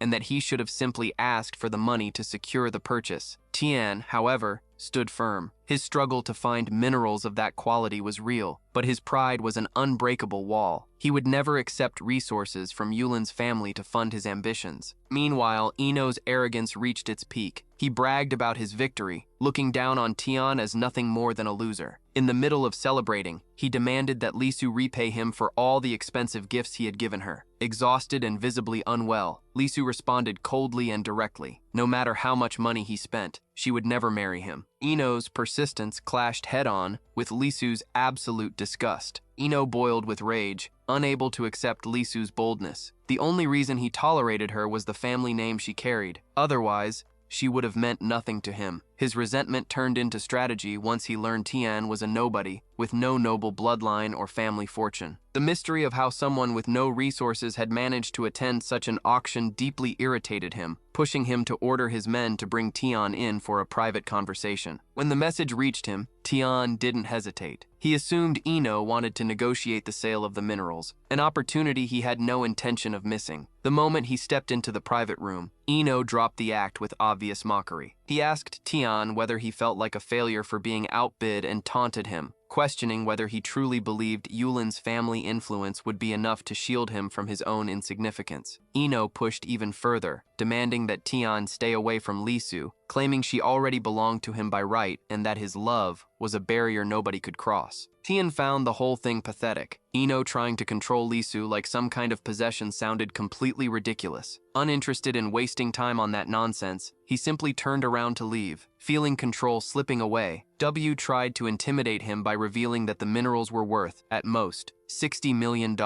and Tian didn't even have that much money available. The room grew heavier with Ino's suppressed fury. Feeling deceived and humiliated by Tian's indifference, he demanded to know how a loser planned to make up for such disrespect. Tian remained unfazed. Coldly, he fired back. If Ino chose to inflate the price himself, then the loss was entirely his problem. After all, nobody forced him to pay that much for the minerals. Blinded by rage, Ino snarled that a beggar like Tian should kneel and apologize 7 times if he wanted forgiveness. Tian kept his composure, stating that he wasn't looking for trouble, especially because he didn't want to upset Lisu. Ino's response came in the form of a sarcastic laugh followed by physical aggression. He grabbed Tian by the neck, bragging that he could erase him with a single command. It was a fatal mistake. Before Ino could even react, Tian unleashed a devastating strike, sending him flying several feet away. The villain crashed to the ground, screaming for help, while Tian, disturbingly calm, picked up the mineral Ino had just acquired. Holding the piece in his hand,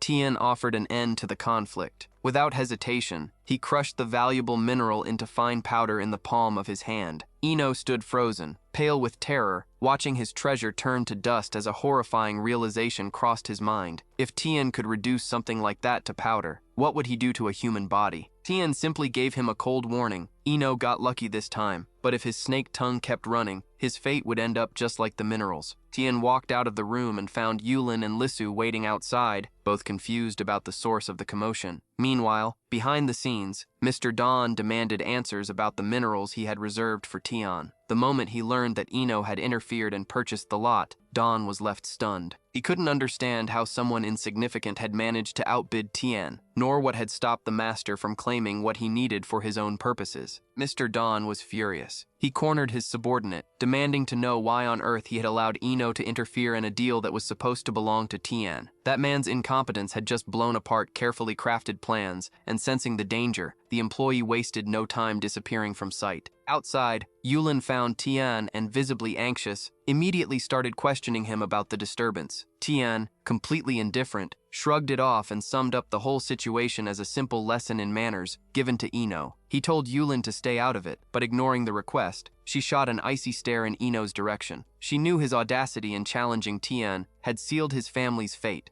There would be no forgiveness for something so outrageous. Yulin quickly walked off, making it clear she would handle the problem in her own way. Still shaken, Ino tried to force Lisu into revealing Tian's true identity. She shut him down immediately, suggesting he go dig for answers wherever he usually buried his dirty business. Ino felt his blood boil. Her ingratitude was unbearable, but a plan was already forming in his mind. He swore he would find Tian and erase him from existence without leaving a trace. Before he could move forward with his revenge, an emissary approached him. A man informed him that someone wanted to discuss the minerals he had acquired for 80 million. It was Old Han. Surprised by the unexpected reunion, Ino tried to keep up appearances, but Han got straight to the point. He wasn't there for small talk. He wanted to see whether Ino had enough common sense to give up something that had become a dangerous mistake in his hands. Ino cut Old Kang off before he could even finish his offer. The arrogance was obvious as he demanded to know how much was being offered and whether the interest was really about the minerals he had just won. Old Han, with no patience for games, answered bluntly. Those stones had only ever been meant for one person, Master Tian. He could barely believe someone like Ino had gotten involved in the first place. Ino let out a mocking laugh. He questioned why everyone was being so protective over a beggar like Tian, dismissing any idea that the young man had special talent and claiming people at that level could be found on every street corner in Jin Zone. That attitude was the final straw for Kang. The elder, holding back his fury, ordered him to shut his mouth immediately, treating him like a fool who had no understanding of reality. The tension thickened when Kang delivered his verdict. From that moment forward, his auction house was officially closed to any business involving Ino's family. Their connection was over. Down the hallway,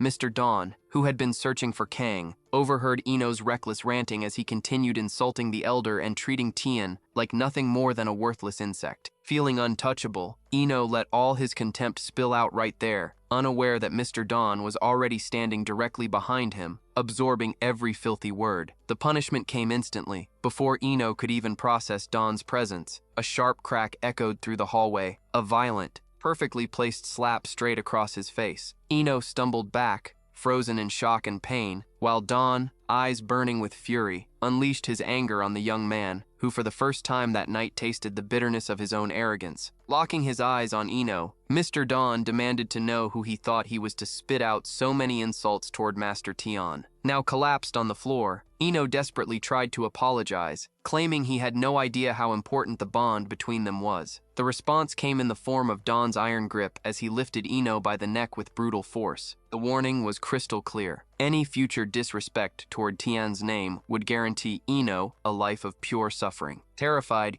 Ino could only stammer that he understood and begged to be released. Mr. Dawn wasn't fooled. He knew the purchase of those minerals for 100 million had been nothing more than a petty attempt to sabotage Tian. With absolute authority, Dawn ordered him to hand over the items and disappear, making it clear that he and Old Kang would personally deliver the treasure to its rightful owner. Soon after, the pair headed to Maple Mansion, the newly granted refuge for Tian. Upon arrival, both Dawn and Kang were impressed by the estate's grandeur. Just as they prepared to announce the delivery, an intense and unusual light suddenly began pouring out of one of the mansion's windows. Perplexed, Kang questioned what kind of sorcery this could possibly be. Both men stood frozen, unable to understand the source of the power that seemed to be changing the atmosphere itself. Inside the house, Tian remained perfectly still, fully immersed in meditation, desperately searching for a new way to sustain his energy after the failure of the core. Tian stared at the heavenly god stone. The energy flowing from it was pure, overwhelming, and unlike anything else, an unmatched resource. Yet the frustration on his face was obvious. His cultivation structure was still far too unstable to handle that level of power. Absorbing the stone under those conditions was a dangerous gamble he simply couldn't afford to take. His meditation was suddenly interrupted by the unexpected arrival of Mr. Dawn and Old Kang. The intense light they had witnessed turned out to be nothing more than the result of Tian's training, and he quickly apologized for startling them. Dawn brushed it off and explained the real reason for their visit. They refused to let the setback at the auction slow their master's progress. The moment Dawn opened the box and handed it over, Tian immediately recognized the stones he had lost to Ino. It was obvious Mr. Dawn had taken the materials back by force. Tian wasn't naive. He knew gifts like that always came with a price. When he pressed Dawn about the real reason behind such generosity, the man's smile gave everything away. Jin Zone needed a representative for a high-risk martial arts tournament set to take place in 1 week. The situation was grim. The city's former champion, Sanzi, was no longer the fighter he once was, and losing the tournament would mean total ruin for the region's resources and wealth. Dawn got straight to the point. Tian was the only cultivator in all of Jin Zone capable of turning things around. Even so, the master hesitated. He was in the middle of a critical transition in his power and had no interest in leaving his mansion or getting involved in outside competitions. Mr. Dawn tried to downplay the effort, assuring him that Minzu County was only a few hours away. The moment Tian heard the name, old trauma flooded his memory. He remembered a monster, an executioner who had spilled his own father's blood without hesitation to achieve twisted ambitions. The image of grieving parents standing before a grave, swearing revenge against that evil figure, reignited something deep inside him. Tian's fury came instantly. The Wan family wasn't just another target. They represented a past that needed to be erased. Without even realizing it, he gripped the chair's armrests so tightly that the wood shattered into splinters. Mr. Dawn stood there stunned, finally understanding the terrifying level of strength before him. Tian accepted the invitation, but under one condition. Mr. Dawn had to gather every possible piece of information about the Wan family, leaving out absolutely nothing. Once they arrived in Minzu, the atmosphere felt heavy. Tian asked how often the tournament took place, and Mr. Dawn confirmed it was an annual tradition. As they waited for the event to begin, Tian's sharpened senses picked up the true nature of the place. Nearly half the fighters present were cultivators. These fights wouldn't just be competitions, they would be massacres. Wan's thirst for blood, he knew, had found the perfect stage for more atrocities. While scanning the crowd, a young girl suddenly came running through the chaos, and Tian noticed the guard beside her reacting with urgency. The girl, careless and in a rush, slammed straight into Tian and dropped onto the ground from the impact. Keeping his cool, Tian gave her a brief scolding, warning her to pay more attention. Despite her clumsy behavior, his instincts picked up something unusual. The small figure carried promising talent and impressive cultivation energy. Mr. Dawn quickly stepped in, introducing her as Shawing and apologizing for the harsh tone, but the girl acted arrogantly and simply turned away without saying a word. Tian asked whether she would be one of the competitors in that bloodbath, and Dawn revealed the dangerous connection. Xiang was a daughter of the Wan family, the same bloodline Tian intended to destroy. The tension instantly rose when an imposing figure appeared, making Tian's blood pulse harder. It was Hang Jikan, a massive man whose name alone triggered immediate murmurs of disapproval throughout the crowd. Hang looked at Tian with contempt, asking if he was the man bold enough to lay hands on his son. The threat was obvious, but an intermediary stepped in before violence could erupt before the tournament even started. Hang growled that Tian was lucky they weren't already in the arena, predicting the master would be eliminated quickly. Dawn tried to brush off the insult, calling Hang nothing more than an arrogant fool, but Tian remained calm and ignored the provocation. To him, the man was no more than an annoying mosquito. His real focus was elsewhere, as he questioned Dawn about the whereabouts of Minzu's true leader,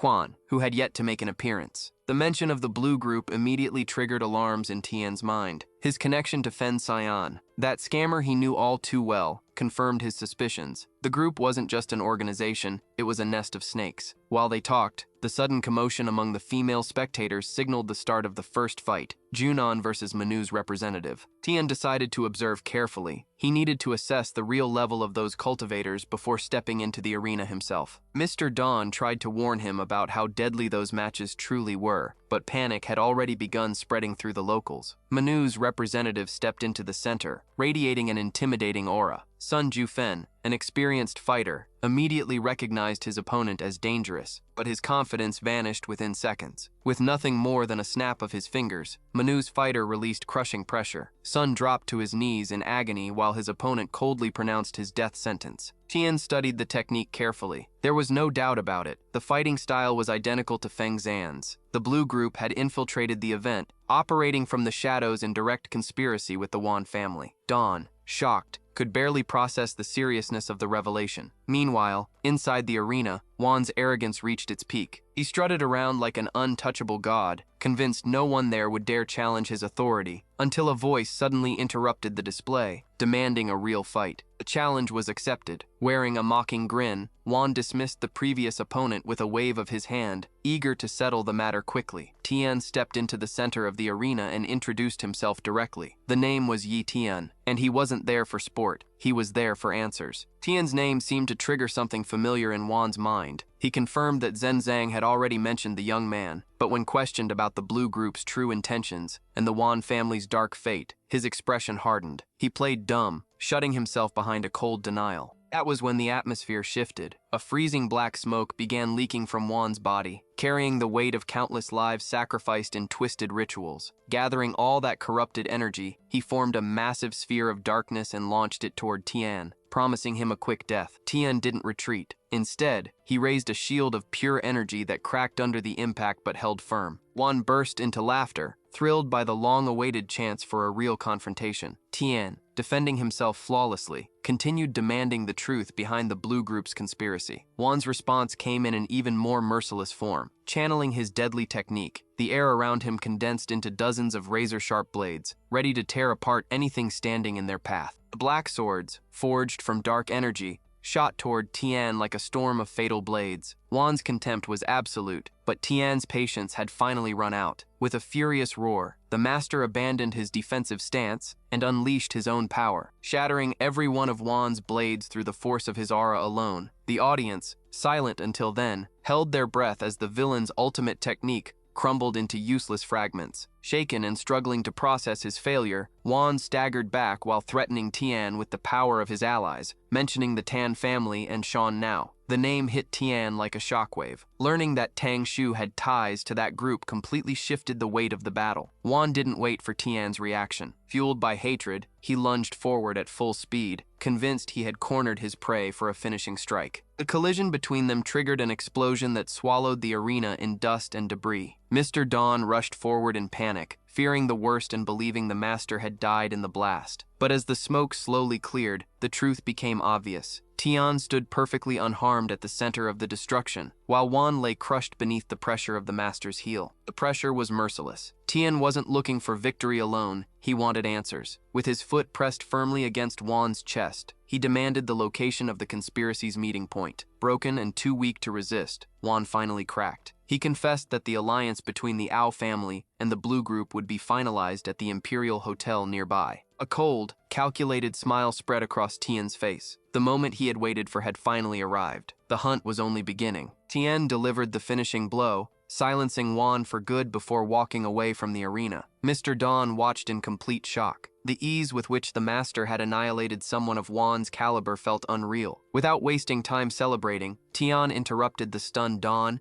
and demanded a replacement for the tournament. He had more urgent priorities, and the fury radiating from him was unlike anything Dawn had ever seen. Tang Shu's connection to the conspiracy had become an open wound Tian intended to heal no matter the cost. Meanwhile, hidden in the shadows of the arena, Zan Inan watched everything with fascination, secretly wishing to one day learn under the master's guidance. That night, the Imperial Hotel was under heavy surveillance. Guards patrolled every corner, but panic spread after an urgent report revealed that Miss Tan was missing. Master Ao, a dangerous man, was furious. Hidden nearby, Tian observed everything. He knew Sher better than anyone, her dislike of crowds, her quiet nature, but also the boldness she carried inside. Then luck finally appeared. A window silently opened. Sher peeked into the courtyard, making sure the path was clear. Tian noticed her courage as she jumped without hesitation, completely unfazed by the height. To keep her from being intercepted by the guards, Tian acted with surgical precision, tossing a small stone in the opposite direction of her escape route. The sound distracted the sentries immediately, pulling them away. Taking advantage of the opportunity, Sher slipped into the shadows,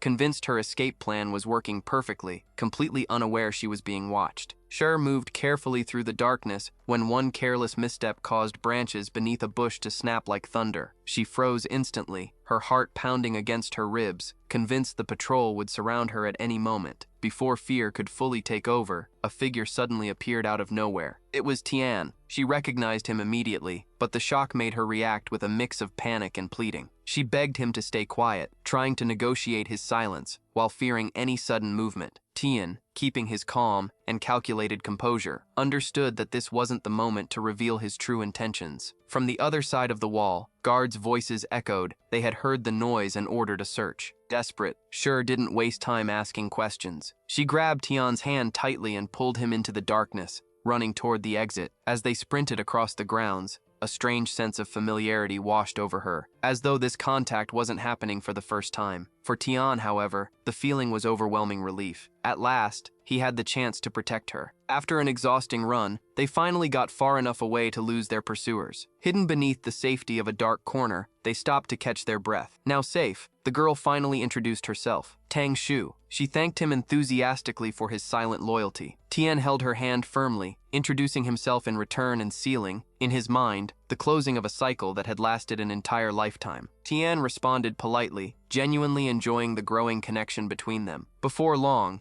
he asked what had caused such a relentless pursuit. Tang Shu let out a quiet sigh, admitting that the merciless strictness of her father's rules was the root of everything. She was nothing more than a prisoner of duty, forbidden from loving whoever she truly chose. Tian, fully aware of the dangers surrounding the Wan name, struggled internally to find a way to warn her about the dark alliance closing in around her without terrifying her with the full truth. Tang Shu found herself fantasizing about a permanent escape, a place beneath the moonlight where family obligations could never reach her. Tian gave her an encouraging look and told her she should trust her own heart, ignoring the voices trying to limit her future. Their goodbye felt inevitable and strangely painful. Tang Shu's driver arrived, interrupting a bond that, despite being new, somehow felt deeply rooted in time. Before leaving, she thanked him for saving her from a cruel fate. Tian watched her disappear into the distance, convinced she represented the hope missing from his journey. Silently, he made a promise to himself. He would become Sher's guardian. No enemy would ever lay a hand on her. Back in the quiet of his mansion, however, the reality of his cultivation left a bitter taste behind. He evaluated his own power and realized it was still far from enough. The purification and absorption needed to reach the next level would take time. Frustrated with his current weakness, Tian reminded himself that if he truly wanted to become Sher's shield, he would need to surpass his limits as quickly as possible. Tian wasted no time. With the minerals delivered by Mr. Don finally in his possession, he knew the moment to push beyond his limits had arrived. There was no room for hesitation or rest. The burden of protecting Sher demanded a new level of strength, no matter the cost. Even knowing the absorption process would leave him dangerously vulnerable to attacks, he refused to back down. He began summoning the energy of the constellations, Dubhi, Merak, Fekta, Megrez, Alioth, Mizar, and Alkaid. As the minerals aligned, according to the stars' arrangement, Tian felt the energy flow finally stabilize. Calling upon the power of the cosmos, he pushed to elevate his cultivation. The water from a nearby pool slowly began to levitate, driven by an invisible force,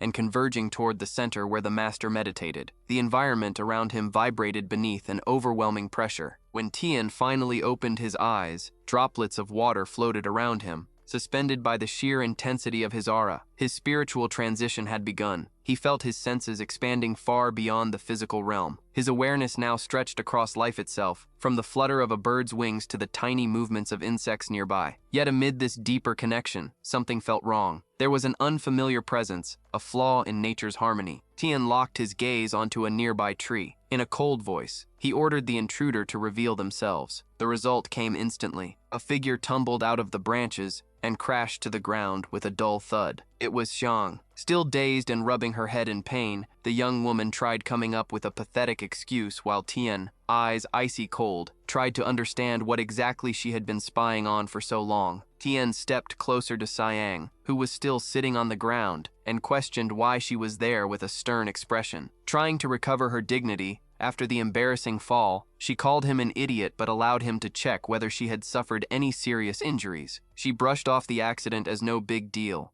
and, realizing she was stepping onto dangerous ground, suddenly shifted her tone into something more respectful. She wanted to become his disciple. After seeing him dominate the tournament, she was convinced he was the master she had been searching for. Tian considered the situation carefully. She clearly possessed natural talent. After all, if it weren't for the subtle trace of spiritual energy she left behind, he never would have noticed her hidden in the tree. But he also knew his own path would be stained with blood and retaliation. He didn't want to drag anyone into that chaos, especially someone with no real connection to his problems. Coldly, he refused the request and told her to leave. Xiang's response was to try bribing him. She extended a box containing 100 million. Before the situation could go any further, Tian's phone rang at the worst possible moment. It was Wan Zan. Surprised by the late-hour call, Tian answered while noticing Xiang's curious stare fixed on him. Wan Zan got straight to the point, her tone cold and hostile. She called only to inform him that her mother would be inviting him to a birthday party the following day. The reason was obvious. Their engagement would officially end that very night, and she hoped never to cross paths with him again. Completely unfazed, Tian accepted the invitation only out of respect for her mother. He made one thing crystal clear: if not for that consideration, he would have removed Wan Zan from his life a long time ago. Before she could launch into one of her usual insults or call him weird again, Tian ended the call, leaving his former fiancée talking to herself while tension filled the air, something Xiang standing nearby could barely process. Tian closed the discussion with Xiang once and for all, reaffirming that he had no intention of taking disciples and that she should search for another path. Without looking back, he casually began walking across the surface of the pool as though it were solid ground, a reflection of the dramatic growth in his power. Xiang, however, refused to give up. She shouted after him, insisting she wouldn't accept rejection. To her, becoming his student wasn't a choice, it was destiny. Ignoring her stubborn persistence, Tian continued on his way. His objective for the day was simple: the birthday party at the most luxurious hotel in Jin Zone. It would be the final time he ever attended an event involving the San family, the definitive end of his engagement with Zan. The moment he reached the entrance, Tian was confronted by Zan and Sanrong. Arrogance practically served as the pair's introduction. Zan wasted no time spitting venom, claiming that if it were up to her, Tian would have been thrown out of the venue long ago. Tian,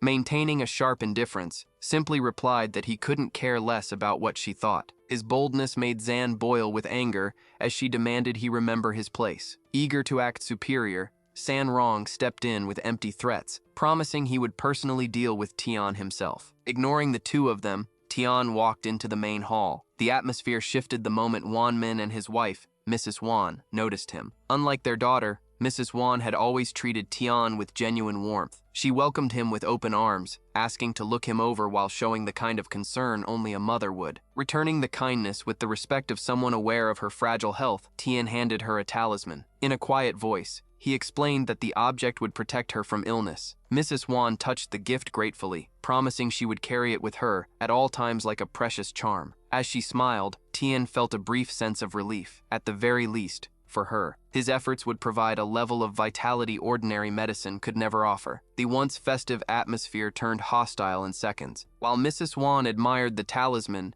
Patriarch Wan Min interrupted the moment, throwing a contemptuous glance at Tian's gift and dismissing it as nothing more than a dirty rock. Keeping his composure, Tian ignored the insult and firmly shoulder-checked Sanrong, who had been blocking his path, before presenting Mrs. Wan with another gift, an exclusive piece of jewelry reserved for the elite. The shine of the item was impossible to ignore, sparking whispers among the guests as they immediately recognized the brand's value. Mrs. Wan thanked him but scolded Sanrong, suggesting he should learn some humility from Tian. Zan's reaction came fast and cruel. She questioned why her mother seemed to prefer gifts from a beggar instead of the one given by her fiancé. Horrified by her daughter's disrespect, Mrs. Wan tried correcting her, but the tension exploded when Tian calmly confirmed the truth. He and Zan belonged to completely different worlds, and the end of their engagement was irreversible. The revelation landed like a final sentence. Tears welled in Mrs. Wan's eyes as she admitted she had always seen Tian as a son. Meanwhile, Sanrong fired off insults, calling Tian an idiot and an opportunist. Tian's anger finally hit its limit. He stepped toward Sanrong, challenging him to settle things somewhere outside Mrs. Wan's sight. She didn't need to witness the violence that was about to unfold. At the peak of the shouting, the unexpected happened. Mrs. Wan suddenly grabbed her chest, stumbling as sharp pain overtook her. Silence swallowed the room. Forgetting Sanrong completely, Tian immediately rushed toward her to help. Wan Yu's condition required urgent medical attention, but the tension in the hall refused to ease. Driven by pure contempt, Zan took advantage of the chaos to mock Tian's financial status, claiming he didn't even own a vehicle to help transport his own mother. Sanrong stepped in arrogantly, pushing Tian away from the master's family and promising his private driver would handle everything while throwing Tian out of their presence. As they walked away, Zan didn't even notice when she accidentally dropped Tian's gift onto the floor. Without a shred of respect, Sanrong stepped on it. Using the moment to mock Tian's character, he pushed things too far. Tian's reaction was immediate and terrifying. With a single movement, he reduced the nearby table to dust, sending tremors through the hall. The warning in his voice turned ice cold. One more word, and Sanrong would be silenced permanently. The arrogant heir of the Wan family tried hiding behind his status, demanding payment for the damaged furniture while insisting on his social superiority. Tian, losing patience and preparing to end the insolence with one decisive strike, was suddenly interrupted by a familiar voice. Xiang had arrived. She calmly advised Tian not to waste his energy on insignificant people. Her presence instantly sparked confusion. Zan and Sanrong demanded to know who the intruder was, while Sanrong tried discrediting Tian in front of her, describing him as a troublemaker who deserved to be thrown away. Blinded by anger, the fiancé ordered his bodyguards to remove Tian from the hotel by force, blaming him for ruining the celebration and promising to dump him in the streets. The situation flipped in an instant. Xiang delivered a perfectly aimed kick straight into Sanrong. She had zero patience for his behavior and told him to stop the pathetic act. Humiliated and sprawled across the floor, Sanrong desperately tried using family ties as protection, reminding her that he was her cousin. The answer came in the form of a slap across the face. Xiang didn't hold back. He was disgracing the family name, and according to her, he should be on his knees begging Tian for forgiveness. Confused and furious, Wan exploded, demanding to know who had allowed such a disrespectful girl inside. But the moment everyone realized Xiang was the sole heir of Wan Si, reality hit Sanrong like a truck. Fear took over. The heir dropped to the ground, crawling forward before kneeling and begging Xiang not to ruin them. Meanwhile, Xiang completely ignored the apology and walked straight toward Tian, openly addressing him as her master. The room practically collapsed into chaos. One couldn't believe what she was seeing. The same man she had mocked as a failure had suddenly become the center of attention for someone born into a far superior bloodline. Keeping his posture firm, Tian once again repeated that he had no intention of accepting her as a disciple, completely ignoring the way she insisted on referring to him. At the same time, Patriarch Wan demanded his daughter take responsibility. He ordered Wan to apologize to Xiang immediately and properly introduce herself. Still consumed by pride and unable to process the sudden reversal, Wan refused to lower herself before what she saw as nothing more than an arrogant girl. The tension thickened when her father finally lost patience and gave an ultimatum, demanding total obedience with no room for argument. Trying to smooth things over with forced politeness, Patriarch Wan celebrated the presence of both Tian and Harris Xiang at the banquet. Tian, however, remained completely cold. He calmly replied that the patriarch would soon change his opinion about the value of his gifts, making it crystal clear that dismissing them earlier had been a massive mistake. Zan tried to regain control of the situation, attempting to use Xiang's influence to pressure Tian, but he didn't budge. The master confronted her directly, reminding her that the engagement's end was already a settled matter. Irritated, Zan tried to weaponize her mother's health as emotional leverage, but Tian's response came in the form of a burst of pure energy, so sharp that the crystal glass in Patriarch Wan's hand exploded into countless pieces. The warning was clear. Tian would no longer tolerate anyone disturbing Mrs. Wan. Standing beside the master, Xiang delivered the final blow to the host's arrogance, demanding that they leave immediately unless they wanted to face her wrath. Humiliated, the patriarch ordered Sanron to get off the floor and told everyone to leave, reluctantly accepting defeat. Finally alone and far from the noise of the celebration, Tian reflected on the cost of the night. He knew time was running out. The seventh mineral, Sui, was essential, and he needed to speed up his spiritual evolution. Sensing his concern, Xiang explained that the stellar arrangement, the 7-star alignment, was a closed system. Without the final piece, all progress would ultimately be wasted. Surprised, Tian questioned how she knew so much. Xiang admitted that she practiced a cultivation method nearly identical to his own, which had led her to secretly monitor his every step. That revelation confirmed something deeper than he had expected. The connection between them ran far deeper than coincidence. Xiang's explanation about her family's rare cultivation methods left Tian thoughtful. Not only did she possess remarkable knowledge, but she also offered an alternative.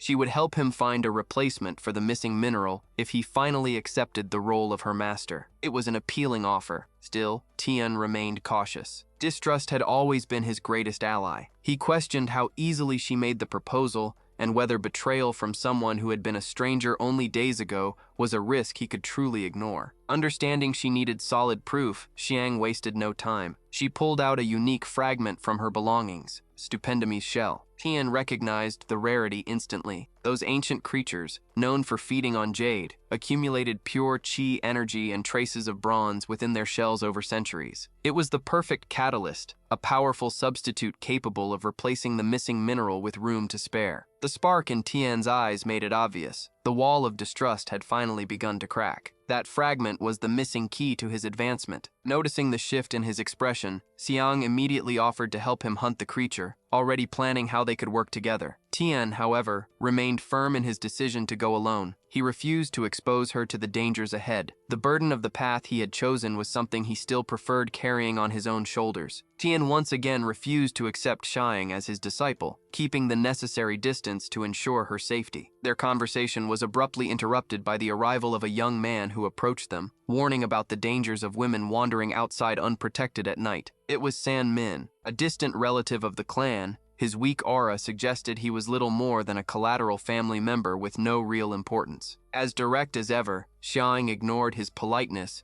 and simply ordered him to arrange transportation. Their destination, Lake of Worries. She and Tian needed to get there to hunt the stupendomies. The moment San Min heard the objective, he eagerly offered to escort them. But Xiang's distrust was absolute. She bluntly stated that even with 1,000 lives, she still wouldn't trust someone like him with a mission that important. Trying to hide his discomfort, San Min shifted his attention toward Tian. He couldn't hide his surprise at finding such a young cultivator with that level of power. Tian barely acknowledged the flattery, focused entirely on his cultivation discipline and the urgency of the mission. Hoping to gain recognition, San Min casually mentioned his future role in taking over the family business, only to realize his words meant absolutely nothing to the master. With San Min behind the wheel, the trio finally departed. The driver kept up an air of confidence, secretly convinced he could handle the situation and that the power surrounding these people was being exaggerated. After hours of driving beneath the cover of night, the vehicle finally came to a stop. Before them stretched Lake of Worries. The place looked sinister, its silent waters hiding the very target Tian had been desperately searching for. The silence around the lake felt absolute, broken only by the calm breathing of the night itself. After stepping out, Xiang pointed toward a specific area in the dark water, confirming that traces of the creature were nearby. Remaining focused, Tian suggested they split up to cover more ground. San Min, pretending to follow strict protective orders, insisted on staying close to Xiang, giving Tian the freedom to explore the opposite shore alone. The hunt had begun. While Tian moved forward with the confidence of someone who had complete control over his own energy, San Min quietly tried undermining the master's importance in front of Xiang, questioning why someone like her would rely on such a young cultivator. Her response came with pure disdain. If he was truly so capable, then why had he never managed to capture the creature himself? Behind the mask of concern, San Min hid something far darker. He had already set a trap. Secretly, he planted jade bait infused with spiritual energy, intending to lure the beast directly toward Tian's position. His hope was simple: the attack would either kill Tian or leave him crippled. To San Min, Tian was nothing more than a disposable pawn in his climb to power. Then everything changed. The ground began trembling violently. The water of the lake split apart, as if something had exploded beneath the surface. A colossal shadow rose from the depths, swallowing the moonlight. It was a titanic stupendomies. Its ancient shell looked as though it had been carved from stone,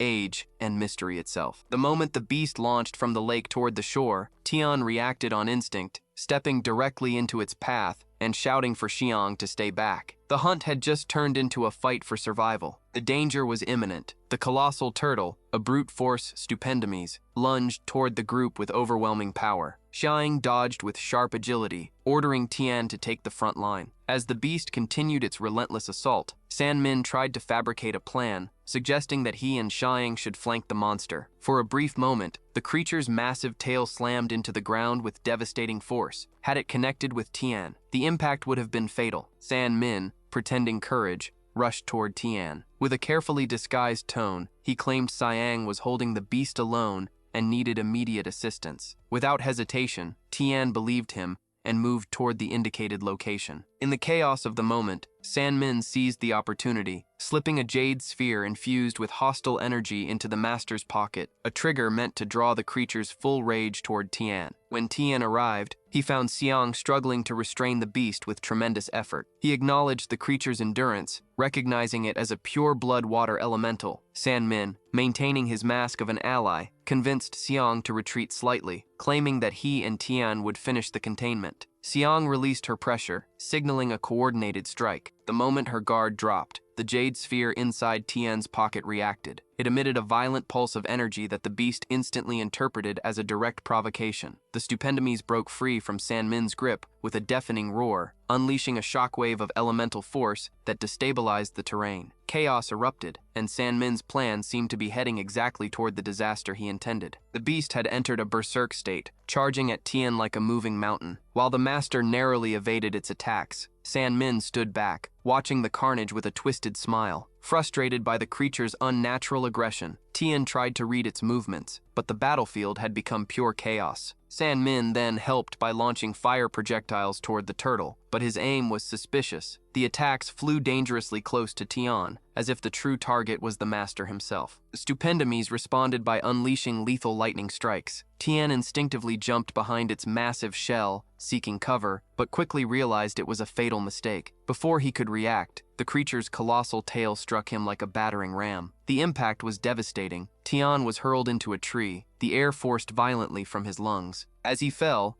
the strange object in his pocket, the jade sphere, rolled out and shattered upon impact. In an instant, the truth was revealed. The jade had been the source of the beast's madness. With the fragment broken and the corrupted signal gone, the Stupendomes abruptly stopped, as if waking from a trance. Silence returned to the lake. Still breathing heavily and clutching his injured ribs, Tian looked at the now calmed beast. Then his gaze shifted to Sanmin. The betrayal was clear. The final piece of the game had been exposed. Tian walked towards Sanmin, pointing a finger at him as an oppressive aura filled the air. Fear took over Sanmin completely. He tried to fake ignorance, claiming he had no idea about the jade that caused the chaos. When Tian cornered him and demanded the truth, the coward stammered through weak excuses, even suggesting Tian himself might have planted it. Xiang, however, delivered the final blow. She revealed she had seen Sanmin at the auction, exposing his intent to frame Tian. Cornered, his mask finally shattered. With no escape, Sanmin made a desperate move. He ignited flames and ordered the Stupendomes to attack Tian once more. Tian didn't even acknowledge the fire. He walked straight through it, unbothered. Then he picked up the broken jade pieces and hurled them back at Sanmin, embedding them into his clothes with lingering energy. The effect was immediate and terrifying. The jade, now attached to Sanmin's body, became the new focal point for the beast. The Stupendomes turned toward its new target. Sanmin screamed in panic as he realized the very power he had tried to use against Tian was now being turned on him. The beast charged. Desperate, Sanmin ran toward the lake, believing the water would save him from its wrath. There was no escape. The hunter had become the hunted. Sanmin plunged into the dark waters, hoping the depths would be his refuge. Even submerged,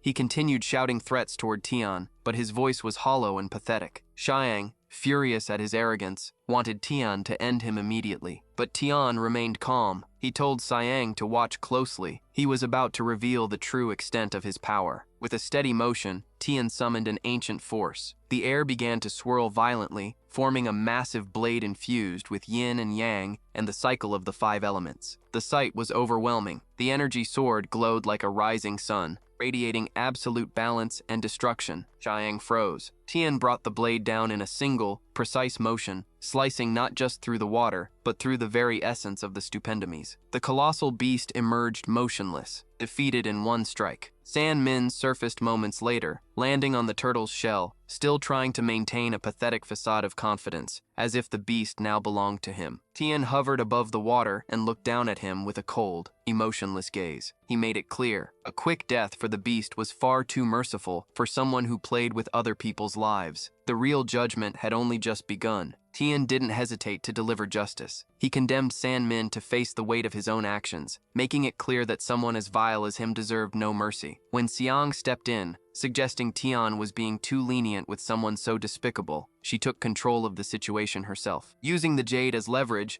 she forced Sanmin into a corner. Either he would be handed over to the patriarch of the family or permanently banished from the clan. Panicking, San-min chose exile, terrified of his father's wrath. With the verdict set, his connection to the family was severed. Tian, wanting to close that chapter completely, issued a final order. Xiang should begin preparations for training if she truly intended to become his disciple. Her reaction was immediate and overflowing with excitement. Grabbing his hand, Xiang already began planning a strict training schedule, urging Tian to begin teaching her without delay. As they headed toward the Maple Flame Mansion, Tian's thoughts drifted elsewhere. The absence of Sue weighed heavily on him. Days had passed since he last saw her, and the worry about her well-being grew harder to ignore. The upcoming training cycle was necessary, but his mind remained divided. As they crossed the threshold of the mansion, the calm was abruptly broken. Euler appeared in front of them, blocking their path and locking eyes with Tian. The tension that had faded at the lake returned instantly, signaling that Tian's problems were far from over. Euler wasted no time, demanding to know where Tian had been. Noticing Xiang beside him, her tone shifted into immediate suspicion, questioning the girl's presence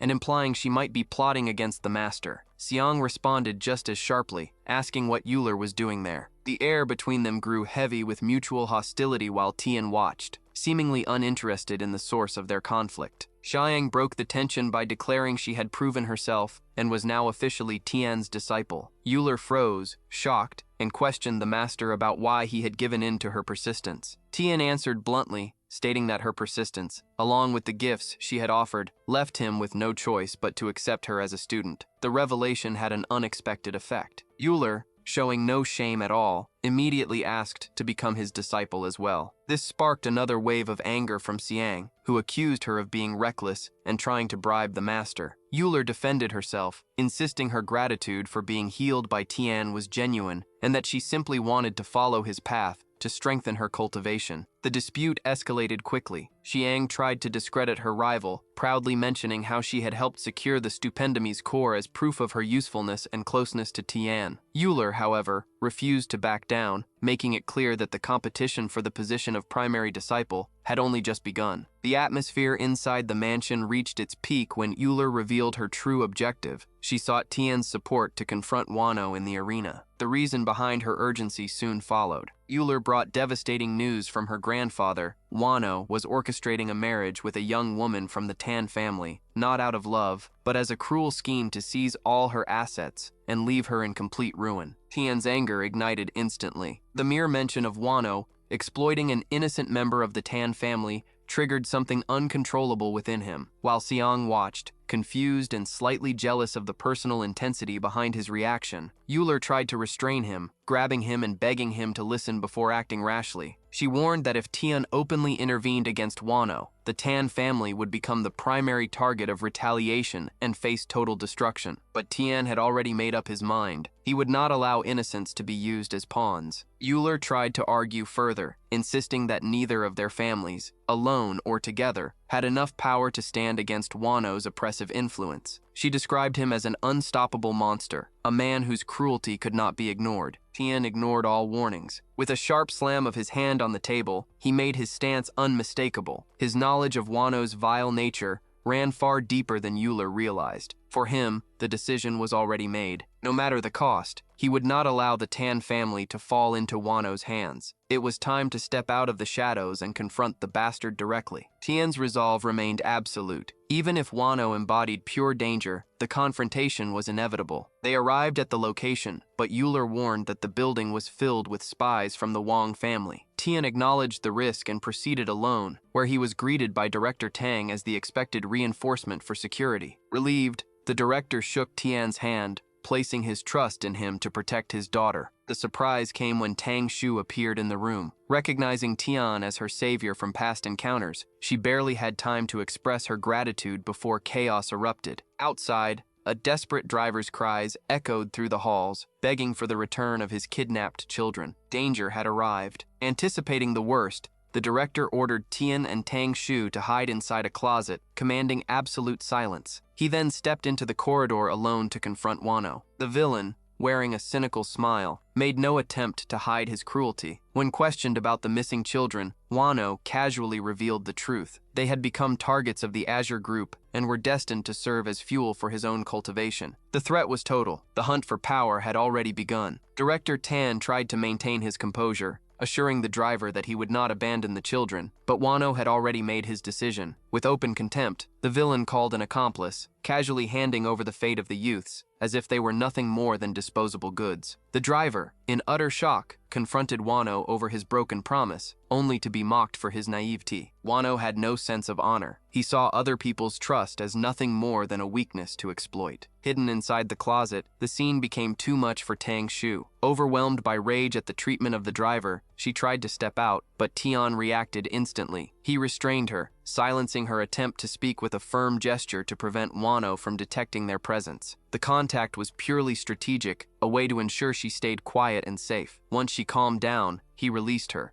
aware she was still processing the brutality of the world around her. Tian whispered that the reckoning would come the moment Wano stepped through that door. Meanwhile, Director Tan desperately tried to negotiate, asking what it would take for Wano to finally leave his family in peace. Seated comfortably as though he owned the place, Wano ignored all moral appeals. He went straight to his demand. He didn't want compromise. He ignored all moral appeals. His terms were absolute and suffocating: the company, all employees, and above all, the immediate surrender of Tang Shu. The trap had fully closed. Faced with such outrageous demands, Director Tan answered with defiance, stating he would rather die than submit to tyranny. Wano, impatient, dismissed the man's life as meaningless and said killing him would be nothing more than a trivial matter once his patience ran out. The standoff was interrupted by the arrival of a woman reporting an urgent summons from the Azure Group. Without hesitation, Wano revealed his depravity, seducing her on the spot as if the situation were nothing more than entertainment. Before leaving, he issued a chilling ultimatum. The director had 1 month to comply or watch his entire bloodline be wiped out. The horror left in Wano's wake filled the room. Broken by helplessness, Director Tan struggled to find a solution that did not exist. In a moment of desperation, Tang Shu stepped forward, offering herself as a bargaining chip to save the family from annihilation. Her father immediately refused, knowing that life beside a monster would be a sentence of endless suffering. She argued with painful clarity, insisting that survival required sacrifice, and that honor and legacy would turn to ashes if nothing was done. Hidden nearby, Tian listened to every word, overwhelmed by bitterness. The weight of his own perceived weakness crushed him. What was the point of his rebirth if he could not protect those who reached out to him? He apologized to both the director and Tang Shu, feeling unworthy of the situation before him. The director, resigned, accepted the disaster as fate, but Tian did not. The young woman's compassion for the staff struck him deeply. He admitted that, at his current level, a direct confrontation with Wano would be suicide given the vast gap in power. Touched by his honesty, Tang Shu felt a genuine warmth rising in her chest. Tian, however, remained focused, sensing the presence of 50 hostile cultivators infiltrating the building. The danger was immediate and real. He acted without delay. With precise control of energy, he concealed Tang Shu completely, ensuring no martial artist would be able to detect her for an entire month. Director Tan, though grateful, was weighed down by uncertainty about the future. Tian made a solemn vow. He would return to settle everything, but he needed time to reach the level required to surpass Wano. Meanwhile, in Yeti Village, the weight gnawed at Euler and Siang. Tension filled the air as they speculated whether Tian had already confronted the enemy, given the intensity of his earlier departure. Euler questioned Siang about her sudden submission, addressing Tian as master. After such a short time, Siang simply sighed, remembering her promise to follow his path, while the days dragged on in uncertainty. Silence finally broke when Tian stepped through the door. His arrival immediately shifted the atmosphere, and the mood changed completely when they heard his next order. He demanded immediate departure, leaving no room for hesitation. Siang, sensing the gravity of the situation, confronted him about openly declaring war against the powerful Wang family, and whether he was prepared for the consequences of such a large-scale conflict. Euler, equally alarmed, waited for his answer. The Wang family was a true power, controlling vast resources and military strength that made Tian's group